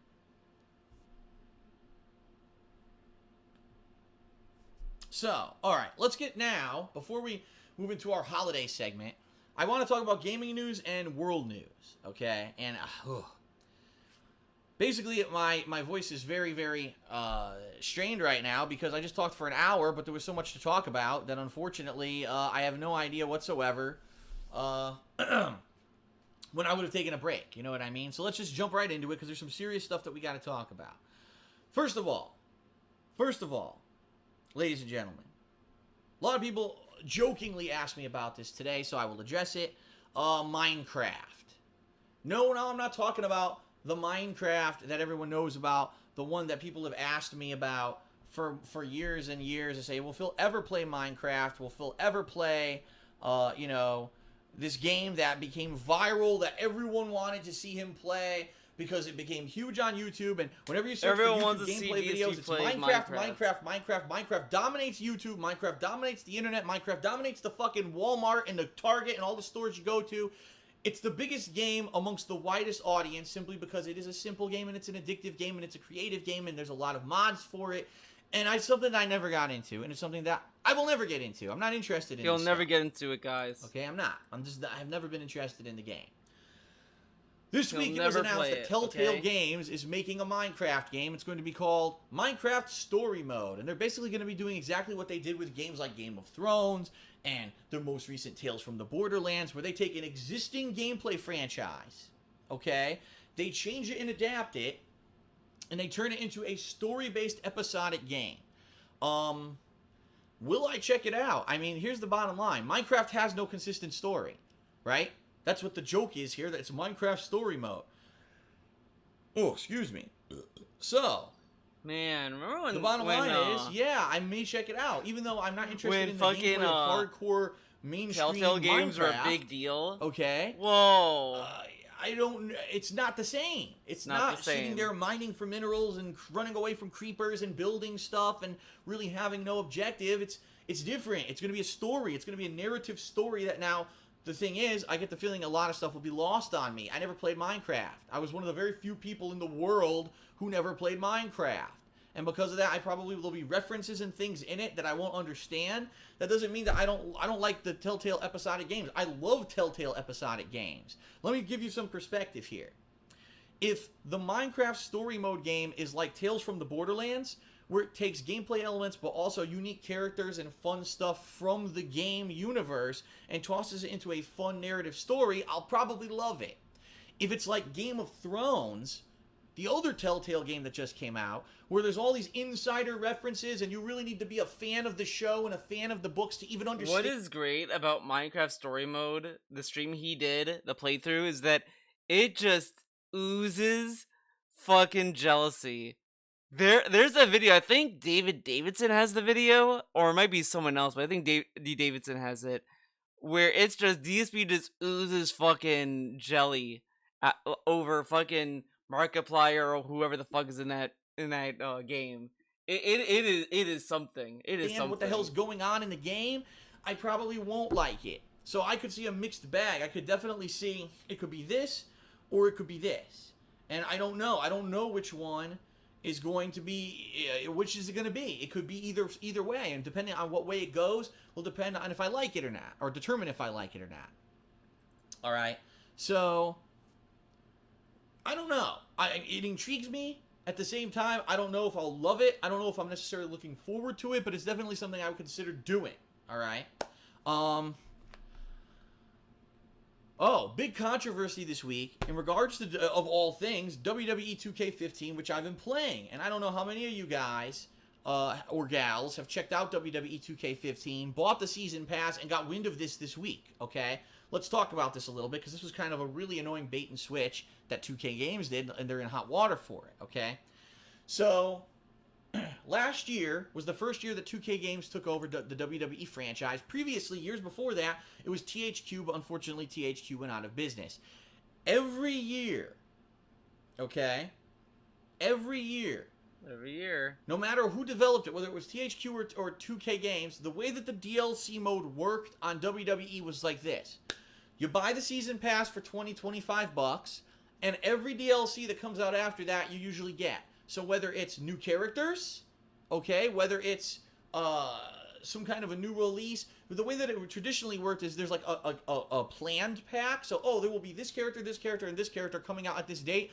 Oh, but by the way, we may add new wrestlers. For a perfect example, a couple of years ago, Ryback. Ryback was a new wrestler. He had become very popular on television. He was like one of the top guys, but he wasn't in the game because earlier in the year when the game came out, he wasn't known at all. So they added him in as part of the DLC season pass, okay? And this is how the season pass has always worked. This is how it's always worked. Unfortunately, this year, 2K Games did something different and did not disclose it to people. That is a problem. It'd be one thing if you fully disclosed everything to everyone up front. They did not, okay? So 2K Games released WWE 2K15, and then they released the season pass saying, well, you're going to get Paige as an exclusive diva at some point in the future, and you will have access to some future story mode content, and that's all they said. They didn't explain, would there be more content? Is there anything else coming in the season pass? It was never really explained, okay? So people were like, all right, whatever, we'll see what happens as stuff is released. The season pass means all the DLC, right? It's the season. If you buy season tickets, you can go to every game for a sports team. So if you're buying the season pass, you should be able to get all the DLC for that season. Makes sense, right? Right. Well, this past week, out of nowhere, hadn't even been previously announced, they released a DLC for WWE 2K15. It was the WCW pack, including such greats as Diamond Dallas Page, Bam Bam Bigelow, and Lex Luger. So for those people who are fans of 1990s wrestling, WCW, oh my God, this is great. I can't wait to get these wrestlers. No real reason. Let me go download them. Oh, $8. And you're like, huh? Wait a minute. I bought the season pass. Season pass, in the definition of what it is, entails you get all the DLC for the season, yet those guys weren't included. And in fact, it's been further announced that there will be more characters released coming up in the next couple months that will also not be included in the season pass. What is included in the season pass are Paige, like we previously said, the Accelerator, which allows you to unlock all the unlockable content in the existing game, and also 3 new story modes that will be coming out later in the year, featuring Randy Orton versus Christian and 2 other ones. Christian? So, okay, great, but I bought the season pass. Why even call it? Don't call it a season pass then. Call it the storyline pass with bonus Paige. Oh, by the way, there'll be other DLCs for you to buy separately. Because that's the kind of feeling that what people are having right now. It's like, I feel robbed. I paid $25 expecting I was going to get all of the content for WWE. In fact, previous years, if you got the season pass, you did get all the content. This year, now they're going to be releasing separate packs for $8 each, and screw you if you bought the season pass. So a lot of people are getting pretty angry at that. Are you angry about that? And I have mixed feelings. Mixed feelings. Mixed My bag. overall mixed feelings are as follows. Okay, fair enough. We got fooled. And I say, you know what? It's our fault. Shame on us. Why does DSP keep siding with corporations? I don't understand. These people fuck him over, and he's like, guys, listen, you gotta give them a chance. As consumers, right? As a consumer, unless you see something in writing, black and white, you shouldn't believe it. And the bottom line is, yes, maybe in previous years, 2K Games and even THQ gave you all the content if you bought the season pass. There was no guarantee that they were going to continue to do that forever, and they didn't guarantee us that in writing this year. In fact, I would say, right now, we're in a very unique time when it comes to downloadable content and expansions. Okay. It seems like every major game out there is now trying to make extra money by releasing some kind of a DLC storyline or some kind of a DLC pack or some kind of additional content that's superfluous or extra to the main $60 retail game that you bought. However, there's no criteria. There's absolutely no criteria to determine what's a DLC, what's not, what's included, what's not. It's pretty much the Wild West when it comes to DLCs right now. And just think about it, 2-3 years ago, most games didn't have major DLCs, right? It wasn't until maybe 2-3 years ago when all of a sudden we started getting major DLC releases for most video games. And now it's kind of becoming mainstream that almost every game has one, but there's no written criteria, there's no guidelines. It's not like television or movies or other emerging, medias that are kind of established now. Video games are still an emerging media. They're still an emerging entertainment source, and I'm sorry, like, it's 2014 as that recording. DLC has been pretty standard at that time. Like, it's not like a new thing. Like, he's talking as if we're in 2010, 2009, when DLC was just starting to, like, make its way. But this is, like, 2014 was pretty much what DLC has been for years. Know what the rules are. So can you fault 2K Games? They didn't promise you what you wanted. You just thought you were getting it. You know what I mean? So there you have it. It's like it could be very confusing. I understand that. I myself can see from both sides. Am I disappointed as a consumer that I bought the season pass and I didn't get the WCW pack? Yes. I'm disappointed. I would have thought I would have gotten it. But I was not promised it. So shame on me from a business perspective for basically being the gullible goat, right? I believed it. I thought I would get everything, and I didn't. So I can see both sides. I think that as consumers, we're going to have to be very careful in the future of what we buy because things are very much changing at a rapid pace, and we want to be sure that we don't get duped in this way. Okay? Okay. All right. Street Fighter V. I don't have a lot to say about this. Street Fighter V premiered at the Capcom Cup this past weekend. It was the last major fighting game tournament of the year, and they showed a match of Street Fighter V. Actually, it was 2 matches. It was Mike Ross against Combo Fiend. Not that you could tell that like Combo Fiend knew what he was doing with Chun-Li, and Mike Ross probably really didn't understand too much about the game.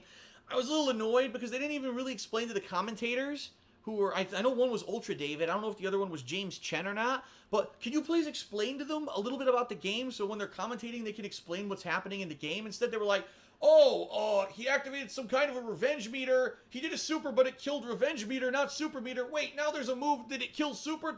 And you could tell they were more confused than anything else, so it was a little disorganized. I don't know why the hell they couldn't do that more organized. But from what I can see from the gameplay footage available from those matches, the game looks a lot slower paced. The game seems a lot more rigid. It actually reminds me of Street Fighter 3 Third Strike a lot in that regard. Third Strike. More like it reminds him of Third Strike. Street Fighter 5.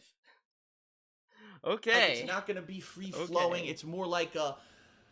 Chun-Li will be, you know, a ground-based character with a few good jump-in attacks. Street Fighter's been ground-based. He acts as if, like, Street Fighter had, like, air dashes and, like, fucking Guilty Gear moves. Or, like, Blaze Blue. But it doesn't. It's the most back and forth with a standard zoning game and a few mix-ups and tricks, while Ryu may be a more zoned character with his fireballs. And I don't know what the revenge thing is. No one really understands any of that stuff right now, right? No one gets it. But basically, it looks different. You know, it definitely looks different from Street Fighter 4. Visually, it actually does look similar to Street Fighter 4. You know what I really thought when I watched the footage of Street Fighter 5? This looks like Street Fighter 2's 2D artistic style rendered in 3D. It looks like they took... Is this where DSP got the impression that Street Fighter 5 is going to be like Super Turbo? Because I think sometime before Street Fighter 5 came out, he said that the game plays like Super Turbo, which it's a meme at this point. Every game, Street Fighter 5 and Grand Blue Fantasy were the only 2 fighters that DSP somehow had the impression that those games played like Super Turbo, which is insane to me. Especially fucking Grand Blue. I don't know who the fuck told him that. Someone was fucking trolling his ass about that. But is that why you thought it was gonna play like Super Turbo, because of this? And the game, the characters do not look like anything like Street Fighter 2's fucking... No, I would say more about... I would say more in the realms of 4 than 2. The design characteristics, the more gritty, hardened design characteristics for Street Fighter 2 and tried to make them 3D. Street Fighter 4 was cartoony. It had like these weird anime-ish proportions to the characters. It didn't look realistic. This looks like a... Anime-ish proportions? Street Fighter always had weird proportions. They had big hands and big feet. And it's like, it's so weird, man. And Street Fighter 5 isn't like, sure, it's more realistic than fucking Street Fighter 4, but there's some goofy shit in Street Fighter 5. Like, there's still, like, bug eyes. Like, there's a Geef Champ fucking face in it. A little more realistic to me. Now, of course, all that being said... Abigail's also realistic. During the match, at one point, Ryu kicks Chun-Li. Chun-Li falls into, like, a pantry, and a bowl of noodles lands on her head. On the next round, the bowl of noodles stayed stuck to her head. So it's like, okay, so I guess there is some comic relief in the game, so they're maybe trying to retain some of the comic relief, and it's not as serious. The game's very hard to read right now, but I've seen 2 matches. It's not like I can say, I know everything about the game. I'm not going to do some, in-depth analysis, hyper-analysis, which a lot of people I've seen already have put out videos. In-depth hyper-analysis of Street Fighter V, of which we've seen 2 matches. It's like, what are you talking about? You can't say anything about the game. You don't even know half the shit about it yet. But I think watch, he's gonna fucking do that for Street Fighter 6. I would like to believe that this game is going to be a return to more classic Street Fighter roots, a more... Street Fighter 5 is going to be a classic return. Every new Street Fighter game, I guarantee he's going to say the same shit. It's going to be back to the roots. The first trailer of Street Fighter 6 drops. Dude, it looks like... Guys, Street Fighter 6? Unlike 5, dumb fuck 5? 6 looks like it's going to return to the roots of Street Fighter. Yes! Capcom did it! They made us go Street Fighter again! I can't wait! I get that groove back, get that vibe back! Then he's gonna play it, He's gonna like it for like a few months, and then he's gonna hate it. So this is what I was alluding to. Look how optimistic and happy DSP is at this time over Street Fighter V. DSP says he hates Street Fighter V. That's not true. He loved Street Fighter V. He loved it. I watched videos of it. He loved the game. He said it was great. He really loved Street Fighter V when it was new and when he was playing it.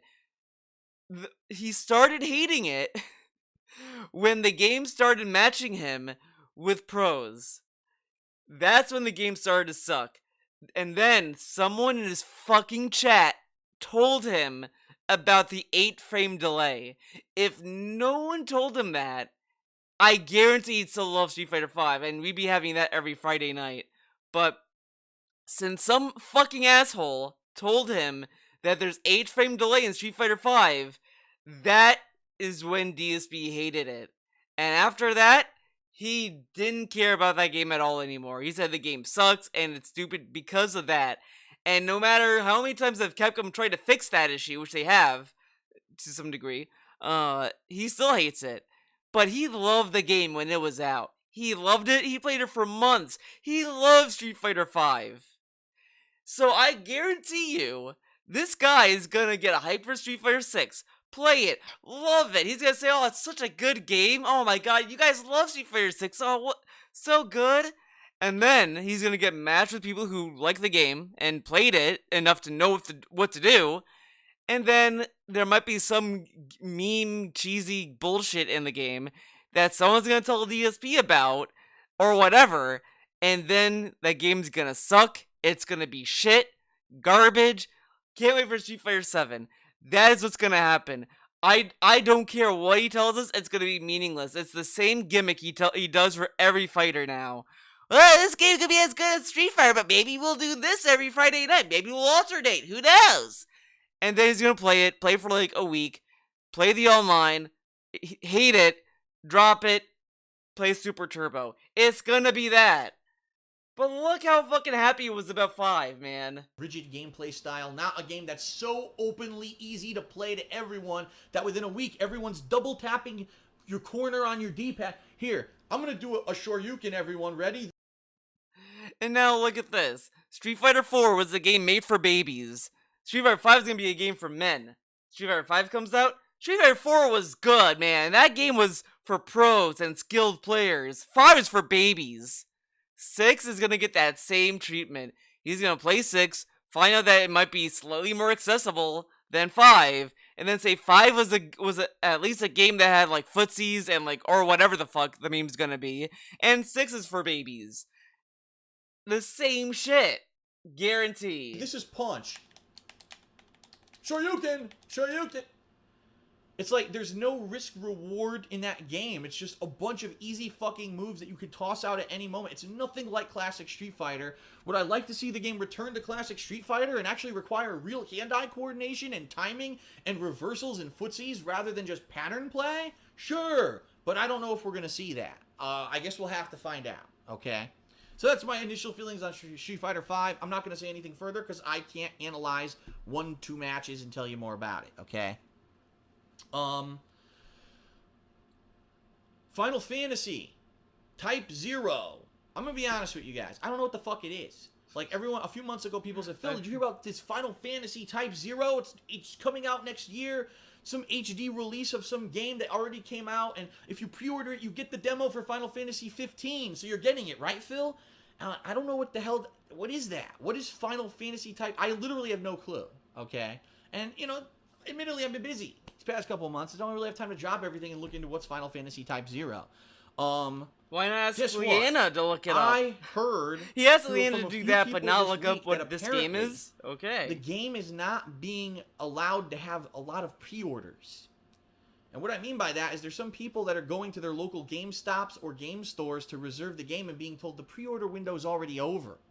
To which you're like, what? The game doesn't come out till like late January or now February. They tell you I'm that not sure exactly when. Are sold out. But apparently, what happened was this. When everyone got wind that Final Fantasy 15's demo was going to be released with the first wave, okay, the first printing per se, of this game. People ran out and pre-ordered the shit out of it, and no one really realized it. And now people are okay. Well, now it's time for me to start reserving my games for 2015. You go to the store, sorry, a pre-order is already sold out, and you're like, what? So I don't know anything about the game. I haven't pre-ordered it yet. I haven't made my pre-order list for 2015 yet. I do know that in January there's that Resident Evil remake and Dying Light. The pre-order list he makes is just the GameStop printable that they had. In February there's a bunch of stuff, I think, including Evolve and Bloodborne and a few others that are coming out that look like they're going to be pretty good, but I haven't gotten it yet. And I don't know. I mean, I don't know. And I would love to pre-order it right now, but I'm not going to GameStop anytime soon. I probably won't even be to GameStop again until the end of the year, if not early 2015. So unless I do an online pre-order, but is it that big of a deal that I get the demo of Final Fantasy 15? I don't know. But I just want to bring that out there because it's something that's a hot topic that everyone's talking about. If you are like so dead set on either getting Type 0 or getting the demo of Final Fantasy 15, you're going to want to head out and grab it right now and pre-order it right now, okay? Right now. All right, but it's the final piece of game news that I want to talk about, and then honestly, I'm going to take a break because my voice is shot. The Xbox One. By all reports, ladies and gentlemen, the Xbox One, at least in the United States, I don't know if this is a worldwide figure, it outsold the PlayStation 4 in November by a wide margin. And a lot of people are saying, oh no, this is it. The floodgates have opened. The tides have turned now. Look at this. Everyone's buying the Xbox Over fucking sales of fucking Xbox. Oh yeah. See, we told you so. It took a year, and it took popular opinion to change and and lean over. But ladies and gentlemen, the Xbox One is now going to be the market leader because more people bought it for 1 month than the PlayStation 4. I love that when sales figures are out, DSP like regresses to like 2008 or whatever when the 360 and PS3 were new. Oh, you got the castle! Oh my god. And this is kind of the reaction I have to it. Because if you are a business-minded person, if you are a logical-minded person, and you're not just a rabid fanboy, you would realize how ridiculous that statement is. The PlayStation 4 has been beating the Xbox One every fucking month. Every month. Until November. You know what I mean? Like, destroying it. And then finally, it was kind of neck and neck. And then in November, the Xbox One overtook the PlayStation 4. Now, let's take a look. Why did the Xbox One outsell the PlayStation 4 in November? There's several logical factors that we can lean towards. Number one, the insane effing deals that they were offering with it. If you bought the Xbox One during like that Black Friday weekend, I don't know how many of you noticed this, right? It came with like 3 fucking games. It came with like, 3 high-profile AAA games that you would want for the console. It came for free. So you were getting the console with 3 free games. Number 2, the price has dropped to $350. $350! Which is cheaper than ever. You know what I mean? Like, it's super cheap compared to... What was it they were trying to sell it for originally? $100 more because you got the piece of shit Kinect. Now you can get it for cheaper than all the other consoles without the piece of shit Kinect with 3 free games. Of course, if you're in the market for a new console, will you get the one that a lot of people have and like? Or will you get this one with 3 free fucking games that's cheaper? You know what I mean? You know what I mean? Well, ultimately, guys, what I would think and what I would say. People buy. What I would think and what I would say is basically, and this is just common sense. You can dispute this if you want. You can say, no, Phil, that I don't believe that's the case, and you have the 100%. You have the ability to do that, and I'm not going to stand here and discredit you or get mad at you for disagreeing with me. But you have to think about it this way, okay? Think about it, guys. For 1 year, these consoles have now been on the market, a full year.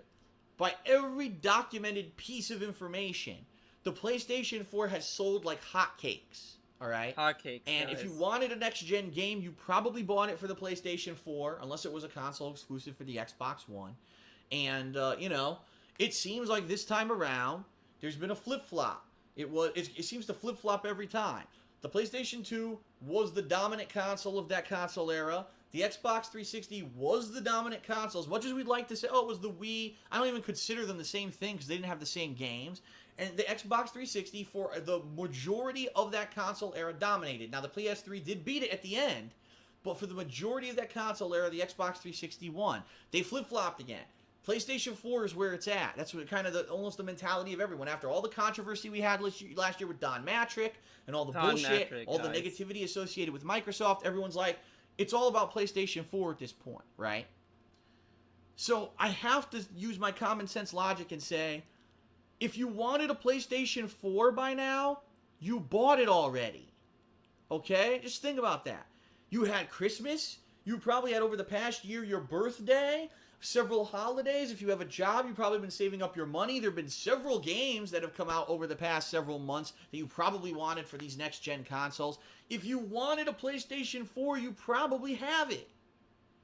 Versus, now it's Christmas of the next year. Well, I already have the PlayStation 4. I already have a bunch of games for it. Oh, but the Xbox One's only $350, and there's 3 games coming with it that maybe I don't have yet for the PlayStation 4. I want that for Christmas. So, it seems to make sense. You know what I mean? Know what I mean? Logically thinking, you would think, okay, of course the Xbox One's going to outsell. Everyone has the PlayStation 4 already. If you really want to get a console this holiday season, it would be the other one because it's cheaper and it comes with more games and you already have the PlayStation 4. But I digress. I could be wrong, but that's just my logical common sense thinking is saying people probably already have it. Okay? All right. So, let's take a quick break, everyone. Give me about 5 minutes to rest my voice. I'm out of drink. That's the other problem. I'm completely out of drink. Out of drink. I need more drink. When we come back, he needs more drink, we're gonna talk guys. a little bit about. I love they used to call water drink. I gotta get more drink, guys. All right, let's move on. Big Sony hack. This is over the interview, guys. Remember that fucking movie? That hot movie. The first thing that I want to talk about, is this ongoing Sony hack controversy and the repercussions of this ongoing hacking and now terrorist threat that seem to have concrete results and concrete effects on everyone. So for those of you who don't know what the hell I'm talking about, holy shit. Basically, Sony got hacked. And you might say, okay, well, Sony gets hacked all the time. A couple of years ago, PSN got hacked and everyone's account passwords and everything got... Guys, are you feeling the Christmas spirit? We are an hour and 31 minutes into this fucking video and we haven't talked anything about Christmas at all. So far, we've just talked about games and Street Fighter. Where's the Christmas? Where's the holiday cheer? All we got is the Santa hat. Exposed, and I even made a joke about it and all that. This one's a little bit more serious because this was not just someone going into Sony, Sony server and Sony was really lax in their security so they got someone's personal information or whatever. Nothing like that at all.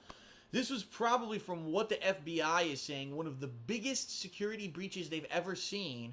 In fact, the security professionals of the FBI are saying that basically the attack, the sophistication of the attack that was placed against Sony was so high that it would have beaten 90% of the defenses that the internet has. So just think about that. 90% of the companies on the internet that have your personal information, your email history, your money, your banking, 90% could have been hacked by whoever this person was and or this group of people were the perpetrator. I love how he says this, but it's like, dude, hackers can get anything. If someone wants to hack something, they're gonna hack. They're gonna do shit.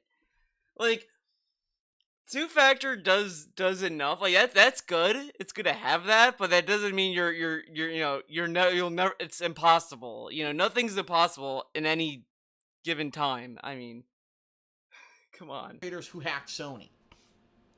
Now, it's kind of a silly statement. There have been a wide variety of effects of this Sony hacking. One of the effects is silly stuff like, we got emails that found out that actually internally people like bigwig execs at Sony have made fun of Kevin Hart. If you didn't know, Kevin Hart in the past 2 years has basically had the biggest boost of his career ever. He's been in like multiple movies at the same time and stuff like that. He's a comedian. He's an African-American comedian. And apparently the emails say things like, Kevin Hart's the hardest guy to work with. He's a fucking dick. And the only reason we're doing it is because he's white hot right now, but we can't wait to boot his ass because we don't want anything to do with it. Okay? Silly stuff. Okay? But it's silly. That's okay. That's silly. I love that complaints about Kevin Hart being toxic or whatever, this supposed toxicity that Kevin Hart does. I don't know anything about Kevin Hart, to be honest. I just know he's a comedian. That's all. That's it. I don't remember what this stuff was about. But let's assume that it's true, that Kevin Hart's a toxic person, right? How is this silly? And this is coming from the guy who's like, guys, Blizzard is terrible. They had all this stuff happen to their employees. And then when Sony is, it's a silly fun that's going on, man. They're saying that Kevin Hart's a toxic person. It's pretty funny. Okay. Okay, who cares? Gossip. But then there have been some serious things uncovered. One of the most serious very clear things that have been uncovered. A virtue signaler. You can believe it, and it's true. Like, this is concrete. People found these emails and read them. A conspiracy between Sony and the Motion Picture Association of America with the district attorneys of the states of America. For those of you who don't know, there's, we have some 50 states in the United States of America, and each one has a district attorney who's basically like the lead lawyer who gets to go after certain cases and sue certain things. Basically a conspiracy where the Motion Picture Association said that they will finance the election campaigns of district attorneys. For in exchange, the district attorneys will push things like internet censorship and cases for the MPAA. This is blatant abuse of power, and it is illegal. But they found these emails. Now, abuse of power, that's the thing. dude. Like, there's such a mishmash, a variety of data that's been leaked during this hacking. It's so illegal. No company lobbies the government to pass bills that they want to be passed. No, that never happens, man. That's illegal. No way, man. It's hard to dispute what's real and what's not because there's so much. It's like, who would make this shit up? You know what I mean? Like, okay, if there was all the evidence pointing towards one little thing, you would say, okay, maybe they made it up. But there's all this stuff coming out at the same time about, wow, things behind the scenes that people thought they were safe saying. And now they've been exposed, and the conspiracies and illegal activity and all this stuff being exposed because of this. Now, it is funny. DSP has went on a rant recently about how if you spread misinformation or speculation or whatever the fuck, you're an evil person. You're toxic. You need to get eradicated. All this shit, right? And DSP is spreading misinformation or just half-truths or speculation about this conspiracy. Is this even true? Did this even happen? We don't know. But according to DSP, it did happen. We have to listen to him, guys. This is the spreading misinformation. Okay. Hacker. This isn't gonna hurt Sony's reputation? Come on, DSP. What? Wow, he's toxic. It's just such a cacophony of stuff going on. Okay. But really, out of all that white noise that we're getting about this Sony hacker, some people, of course, some people, wow, great. We love hackers are great. They expose companies for their evil, the evil corporations of the world and the stuff that they do, blah blah blah. But unfortunately, it's not that simple this time around. It's not some malicious guy just trying to be a dick to stick it to the man or whatever. From what the FBI they kind of stuck it to the man by exposing that conspiracy film. They have pinpointed the source of the hacking attack. The hacking attack was North Korea. And for those of you who aren't aware, the person who did the Sony hack and took credit for it, saying, yes, I am from North Korea, and I am a terrorist, and the reason that I did it is because of the movie The Interview. That's right, the new Seth Rogen James... This is how silly this is. When you look back at it, you really wonder, did this hack even happen? Was this a real, threat? Sometimes I just question this shit. Because it's so fucking gonzo. Over a fucking Seth Rogen and James Franco movie? And the only thing I remember about this hot film, The Interview, was that it had to have been a marketing tactic. That's why I think it's because my parents, who I knew would not like this kind of movie at all, were suddenly like, we should watch this movie. Theo, we need to watch The Interview. It's really hot stuff, Theo. We gotta watch it. North Korea doesn't like it. We have to see it. We watch it, and my dad fucking hated that movie. Like, he just felt like he wasted, like, his time watching that movie. He was like, why did we even bother? This was stupid. Like, this is the movie that's controversial. It's stupid. And that's it. That was the only thing that was interesting that came out of that movie, was my dad's review of it. And I agree with him. That movie sucked.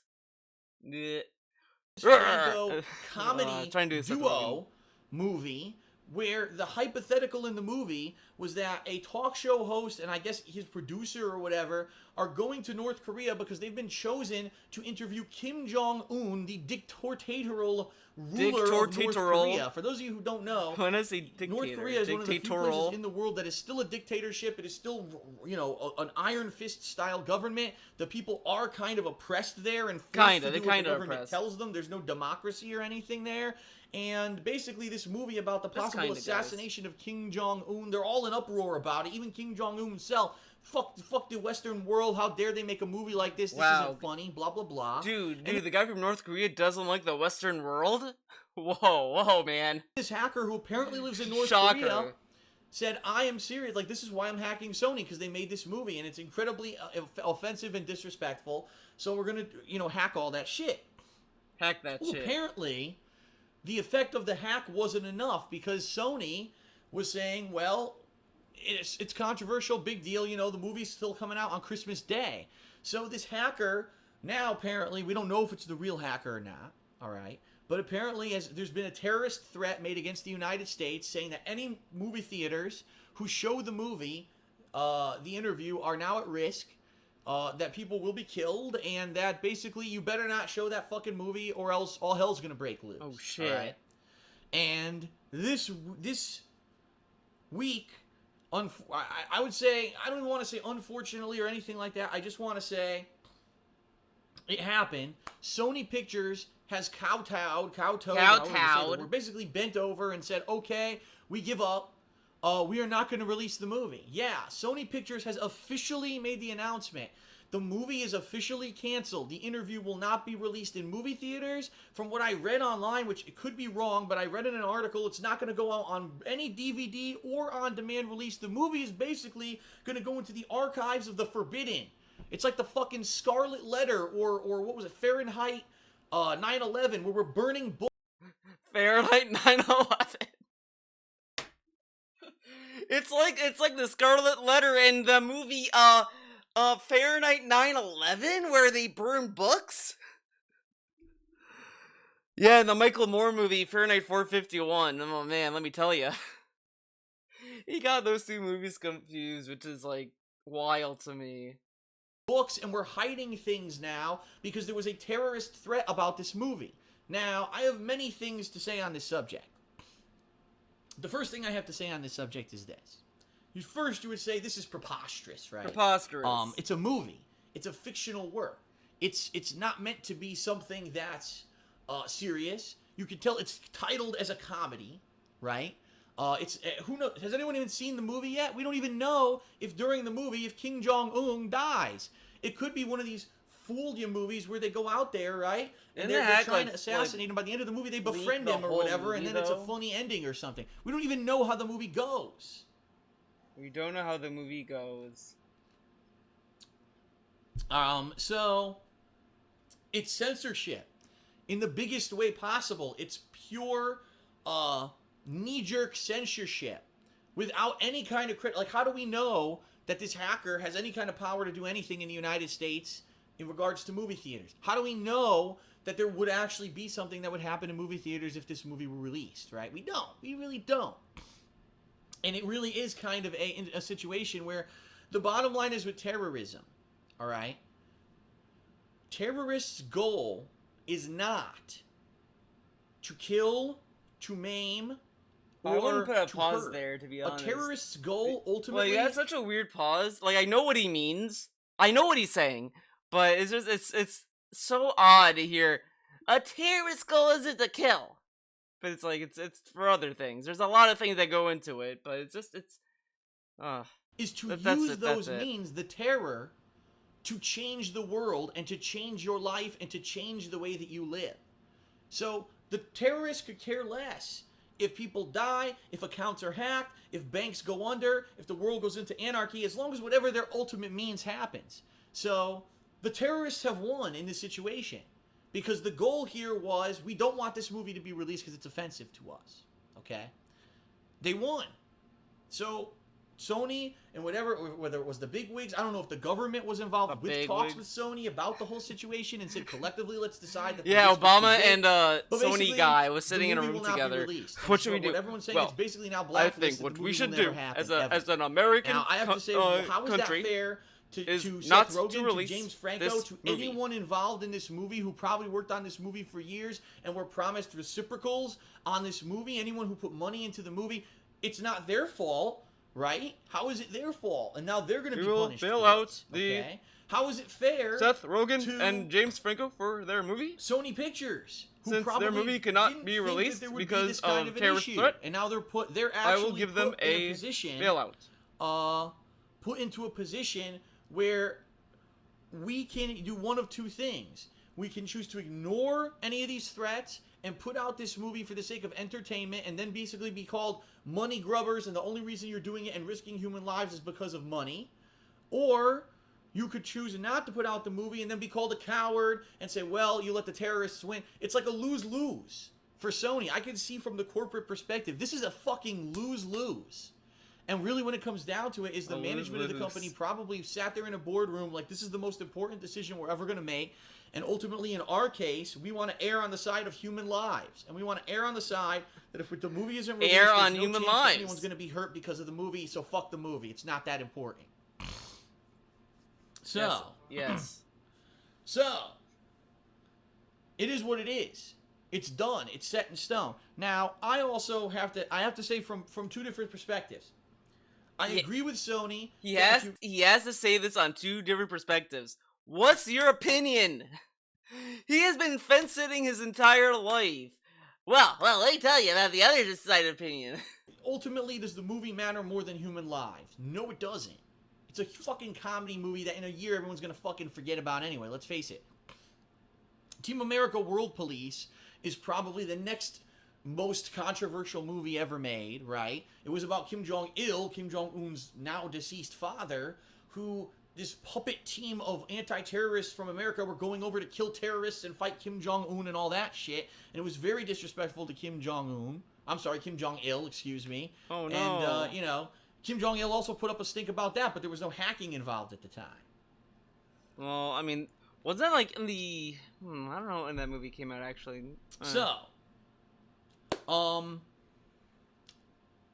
I understand why Sony would make the decision. At the same time, this is a huge blow to freedom of speech. Absolutely it is. Because now you're saying, well, you can never say what you want to say because God forbid that someone across the world who sits in front of a computer and has some kind of a know-how in hacking could do something.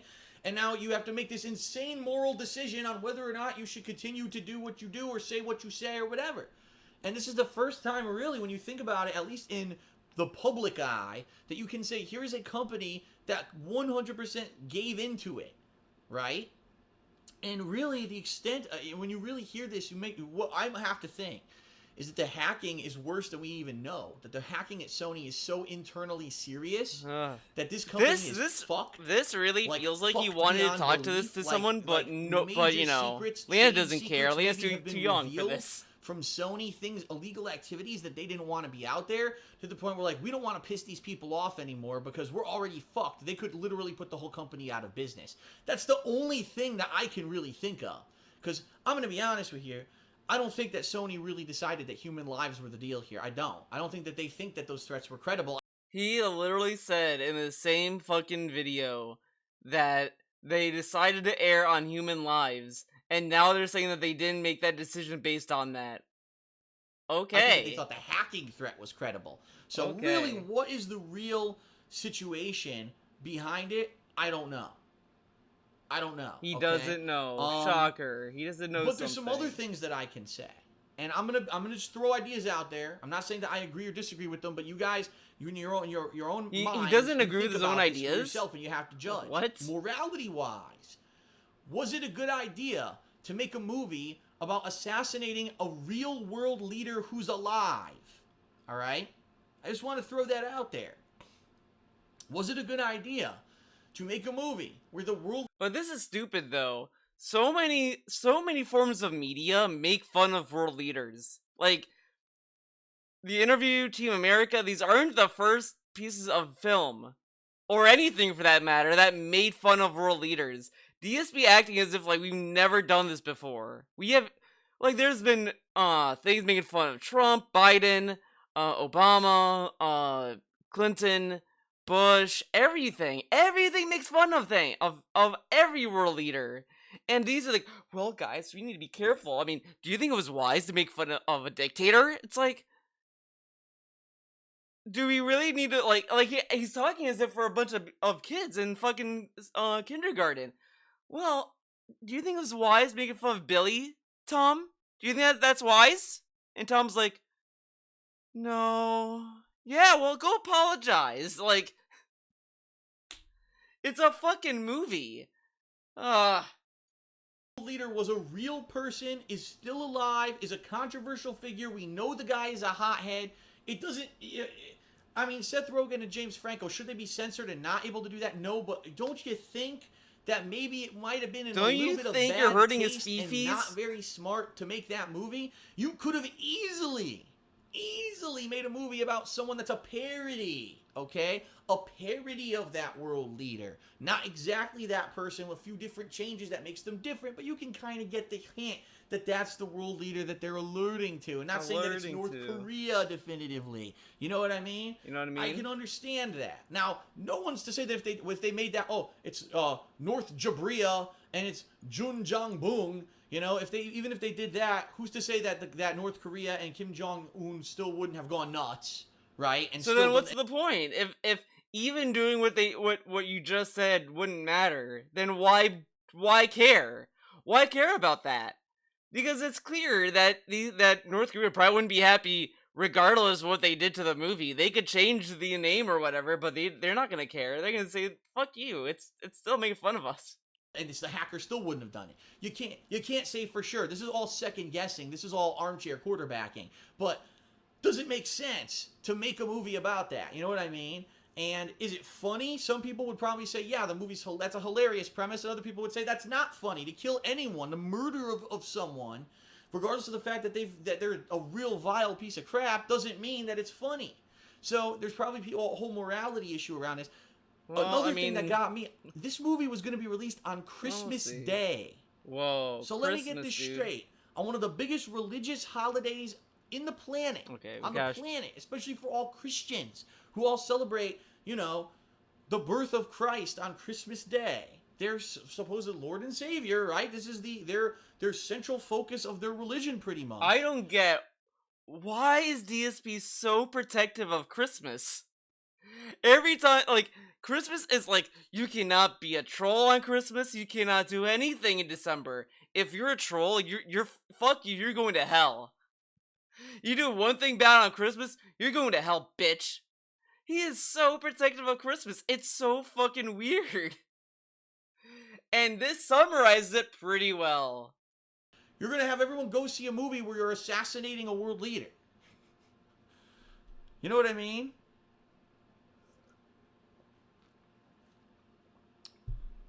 So the thing that I see all these different things bouncing around in my head. You know what I mean? Like, you know what I mean? I think that there's fault on the part of Seth Rogen and James Franco, maybe taking it a little too far. I'm not saying that they didn't have the right to do that and then it's not funny. I'm saying that maybe you have to err on the side of caution a few times, and you have to really hold yourself back a little bit with self-restraint when it comes to entertainment because of crazy shit like this. Who knows what nut job is going to take what you're doing as some kind of a fucking extremist thing and then do... This dude acts as if, like, Seth Rogen and James Franco made fun of, like, a race of people or whatever. They're making fun of, like... Now, this is, like... funny in the sense of how DSP views his racialist humor, his racist, his fucking edgelord humor, whatever. He's like, I make generalized humor, okay? It's a generalized statement. I'm not making fun of, like, anyone individually, even though, like, if you're making fun of someone individually, you're just offending one person versus offending a general race, right? or a general population or something. So the interview's only making fun of like Kim Jong-un, whatever. Only one dude they're making fun of. Not everyone in North Korea, just that one dude. And DSP thinks that's worse than whatever. Like, come on. Ugh. Do something stupid like the Sony hack, right? I can see both sides of it with Sony and why they did what they're doing, but also why you might want to see the other side. I can see why people are angry at the situation for multiple reasons. This is kind of one of those definitive gray areas where it's like, who knows who's in the right and who's in the gray wrong. Areas. Everyone's going to have a different perspective. But ultimately, this is a historical moment. By far, this is a historical moment because it's one of the very few times in history where there's been no bloodshed, right? No mass loss of life and or terror, no violence whatsoever that's actually happened. It was a purely digital attack that has led to a definitive change and decision in big business. Whoa. And the question is this the beginning of a series of attacks? Because now that people have seen, now that these people out there that have this kind of hacking power have seen the impact that they can have, what's to stop them from doing it on something else? Right? Dude, it's 2014. I think it was clear at that time that if you could hack a computer, you could do crazy shit. Because hacking is, like, it's not like the internet's just a new thing that just started up, like, in the, like, 90s, early 2000s. Like, the internet's been, like, a big thing. And I think even in 2014, there's been discussions about cybersecurity in America and how America even at that time is lacking. Like, it's always been a thing. And exactly as if, like, this is a new thing. This is a new threat that we've never seen before. Like, okay. What's to stop someone, in another country who's offended at America or any other country from hacking the shit out of a major corporation in that country and telling them to stop a certain practice? Who's to stop someone who doesn't support, I'm just trying to think, let's say, let's think of one of the most divisive things in America right now. Abortions. Oh boy. Oh my God, abortions. Oh my God, divisive. abortions. Oh my God. Are 100% for it. One group of people that are 100% against it. You got people in the middle. You got people up and down all over the place. I fucking hate this example so fucking much. I fucking hate it so much. Oh my God, abortions, insanely divisive. You've got one group of people that are 100% for it. One group of people that are 100% against it. You got people in the middle. You got people up and down all over the place. Up and down, all around. Abortions have always been a hot topic in America. Is it good or is it bad? I'm not going to say any way, shape, or form, in my opinion, because that has no bearing on the situation. But what's to stop a hacker from going into the bank's resources, the banks who finance all of the abortion clinics in a certain state, hacking the fuck out of the bank, taking millions of dollars out of their account and saying, unless you stop supporting abortion clinics with your financing and financing them so that they can pay their mortgages, we're going to just keep hacking you. To which now the bank kowtows and says, well, we got to operate our business, so from now on, no loans for abortion clinics, and then the abortion clinics can't get financed, they can't find... That has been a thing that's been going on there. I mean, not hacking-wise, but people have been trying to get, like, people to run for government positions to do whatever. In terms of anything. I hate this segment. Money to pay their mortgages, or get a mortgage to have the buildings, and they all go out of business.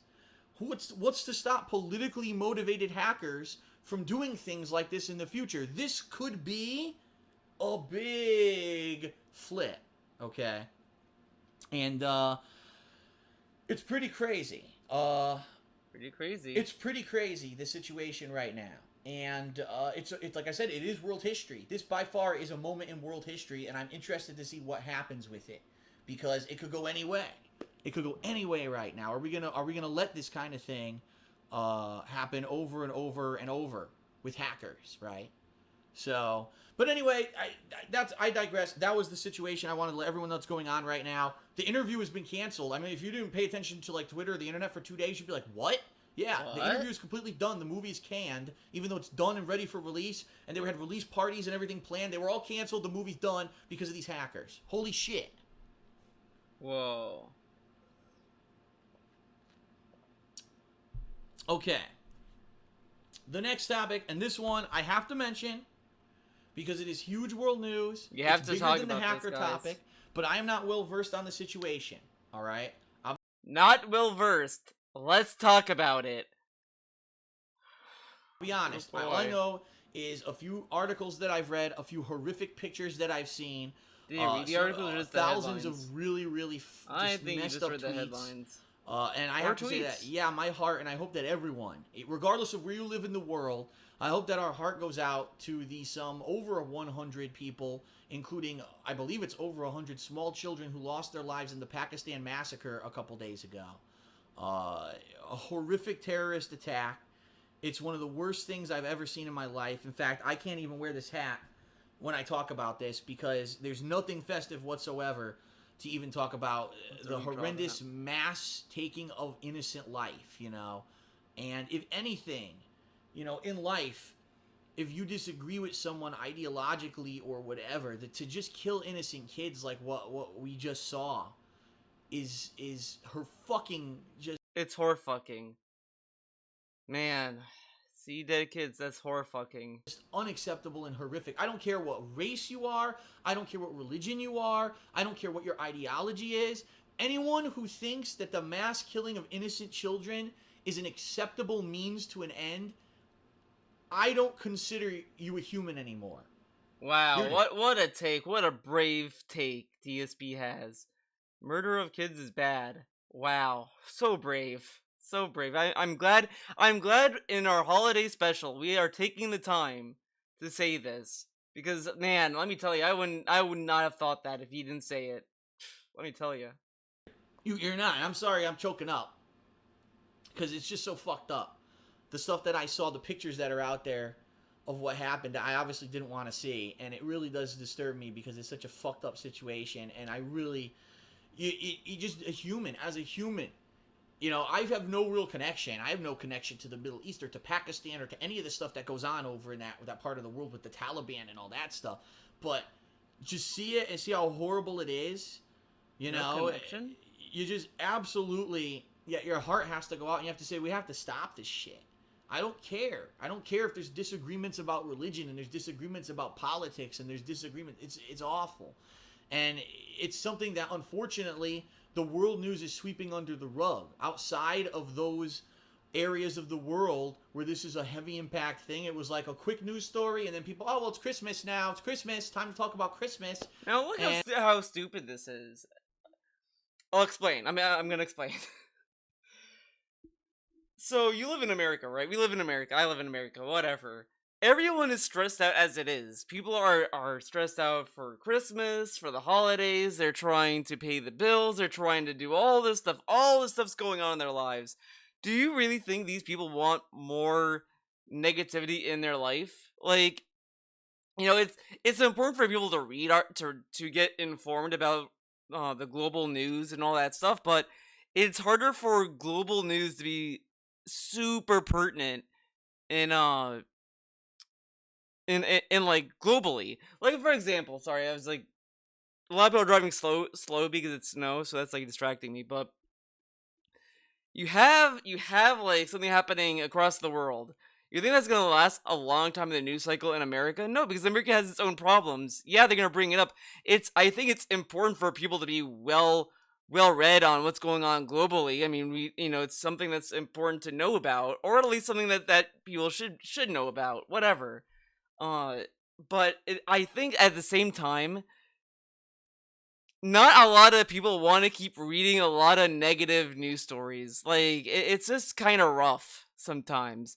And DSP had the same sentiment about the fucking interview. It's Christmas time. They're showing the interview. Oh my god, and he might die. Oh my god, think about that. That's Christmas. And then he's like, well, we gotta talk about this, NPR, sweeping it under the rug because it's Christmas, man. It's like, yeah, because not a lot of people want to be bummed out when they want to spend time with their families, that they might be bummed out for the rest of the year. Like, and it's been a thing that's going on now with all this stuff that's going on in the world today. A lot of people are just trying to find a getaway from all this negativity. And it's so ironic that this guy who has spent years telling us that we go to his streams to escape from the real world is saying, well, we can't escape from the real world, guys. We have to talk about it. If this happened today and you go to his chat and say, hi, Phil, you hear about this massacre that happened? We're not going to talk about that. That's political. We don't want to bring it. This is where you go to escape all that, okay? And look at him now. Ugh. And, no. You shouldn't be brushing it under the rug and saying that it's not something important. I think that, unfortunately... Now he says that, this is important to say. He stayed on this topic for 5 minutes, and all he talked about was just how people are talking about Christmas. So this guy wants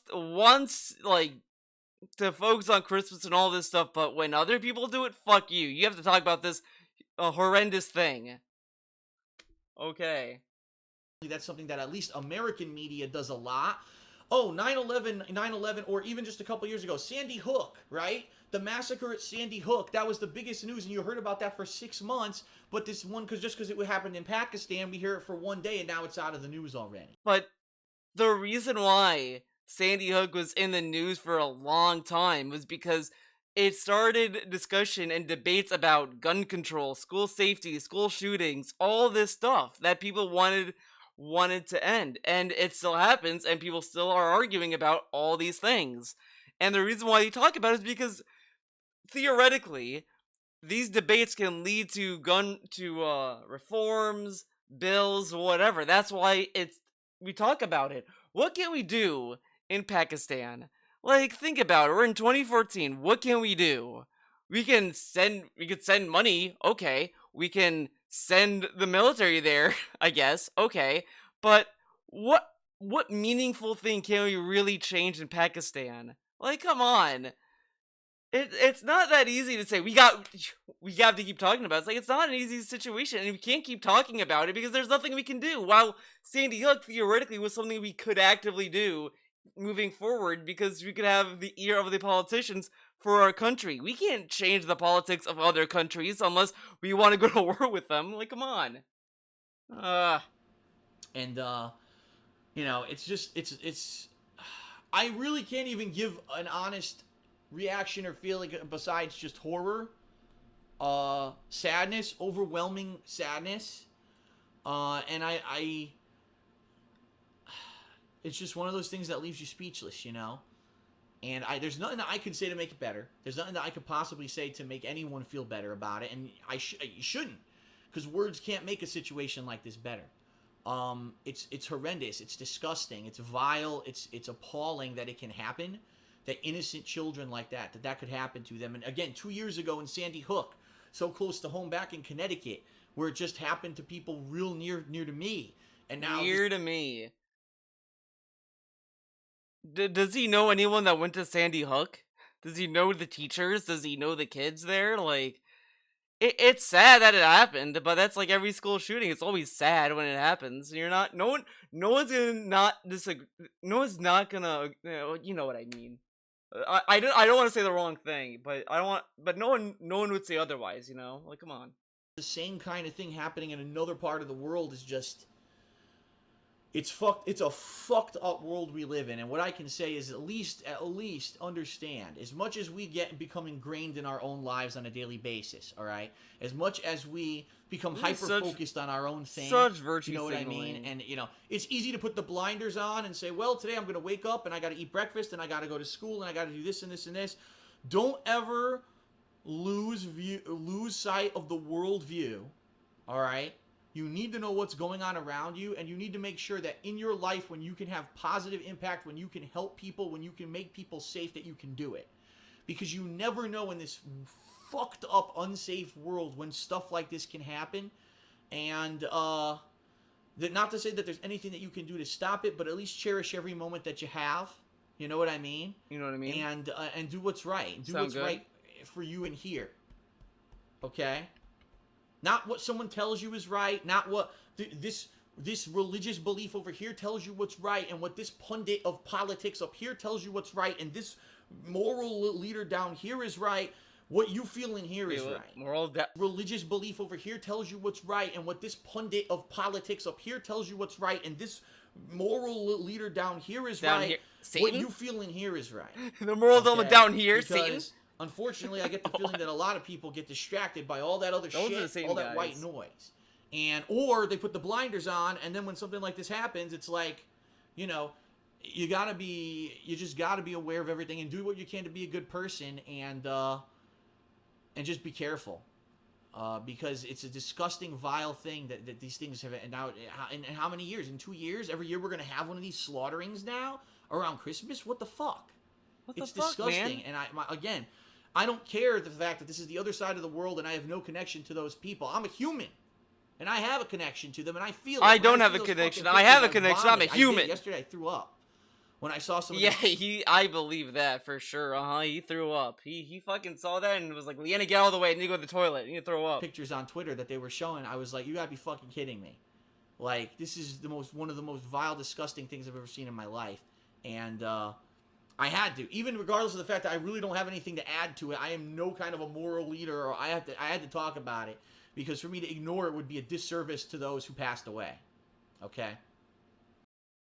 It would be a disservice to not talk about it. I think it's a bigger disservice to not have any idea of what you're talking about. He said at the beginning he's not well versed in the situation and proceeds to talk about this for 5 minutes and says it's a disservice to not talk about it. I think it's a bigger disservice to talk about something you have no idea what the fuck you're talking about. Like, yeah, it's fine to be like, well, you know, it's sad that people died. I mean, that's like a given. But I think to take the time out of a video to talk about something that you have no fucking idea what's going on and say it's a disservice to not talk about it, I think, because what if you got the information wrong? What if you don't understand what happened? But, okay. And he talked about this again for 5 minutes, and he's gonna get right into the Christmas stuff immediately.